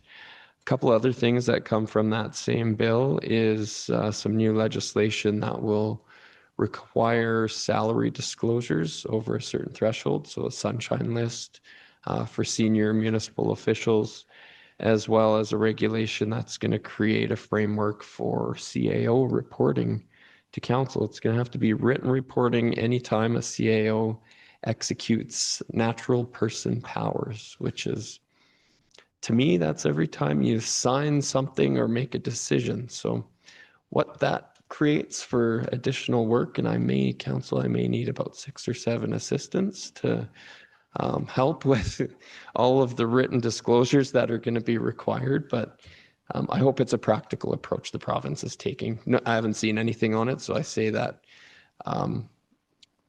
purely making a joke. I hope that's not the case, but I'll certainly share whatever's received on that piece of legislation with council as well. Final thing I had was just a reminder that the office will be closed on Friday and Monday for Good Friday and then Easter Monday. But then come Tuesday, back to business as usual. And that's all I had and open for today, Mr. Chair. Thank you. Director Hemingway, did you have anything today? I certainly do, but not out of camera, sir. I'll wait till in camera. Okay. And Manager Barrett, anything for us today? Yes, I do. I have a couple of just updates with regards to our regional meeting for starters. You will be getting a survey or a doodle poll to see about available dates. I believe we're looking at a Thursday, either in May or June for that. And then maybe we'll talk a little bit, maybe enclosed, about venues and such. And then we also have the ribbon cutting ceremony that the town of Okotoks is looking for a date for the regional water project. I wonder if maybe you can look at your calendars just quickly now. They're looking at June 11th or 12th. Just a minute, let me pull it up because I don't want to tell you the wrong thing. Yes, June 11th or 12th or June 18th or 19th. That's a Thursday or Friday, 2 weeks in a row.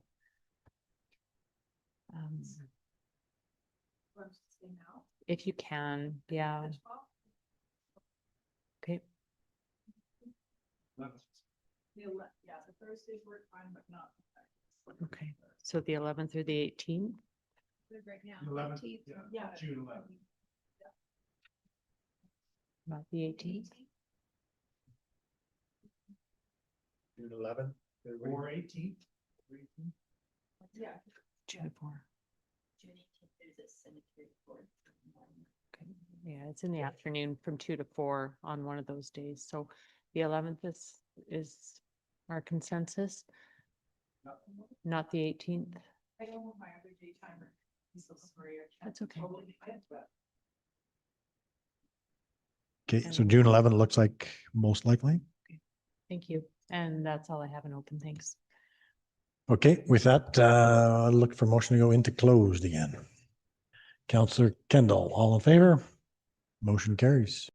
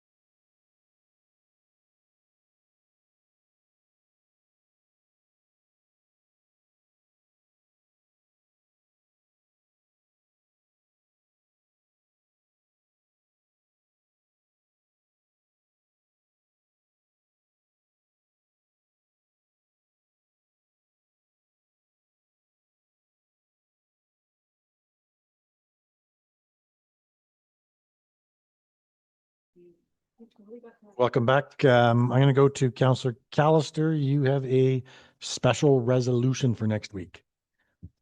Thank you, Mr. Chair. I would like to make a special resolution to change the council meeting start time for the April 8th meeting to 12:30 PM.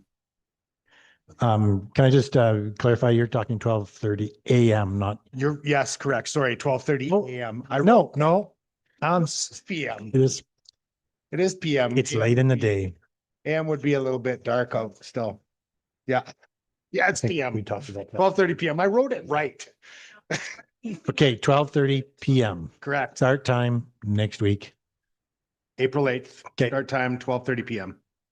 Okay, we have the motion. All in favor? Motion carries.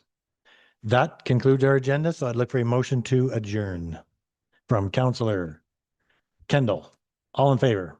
Motion carries. Goodbye.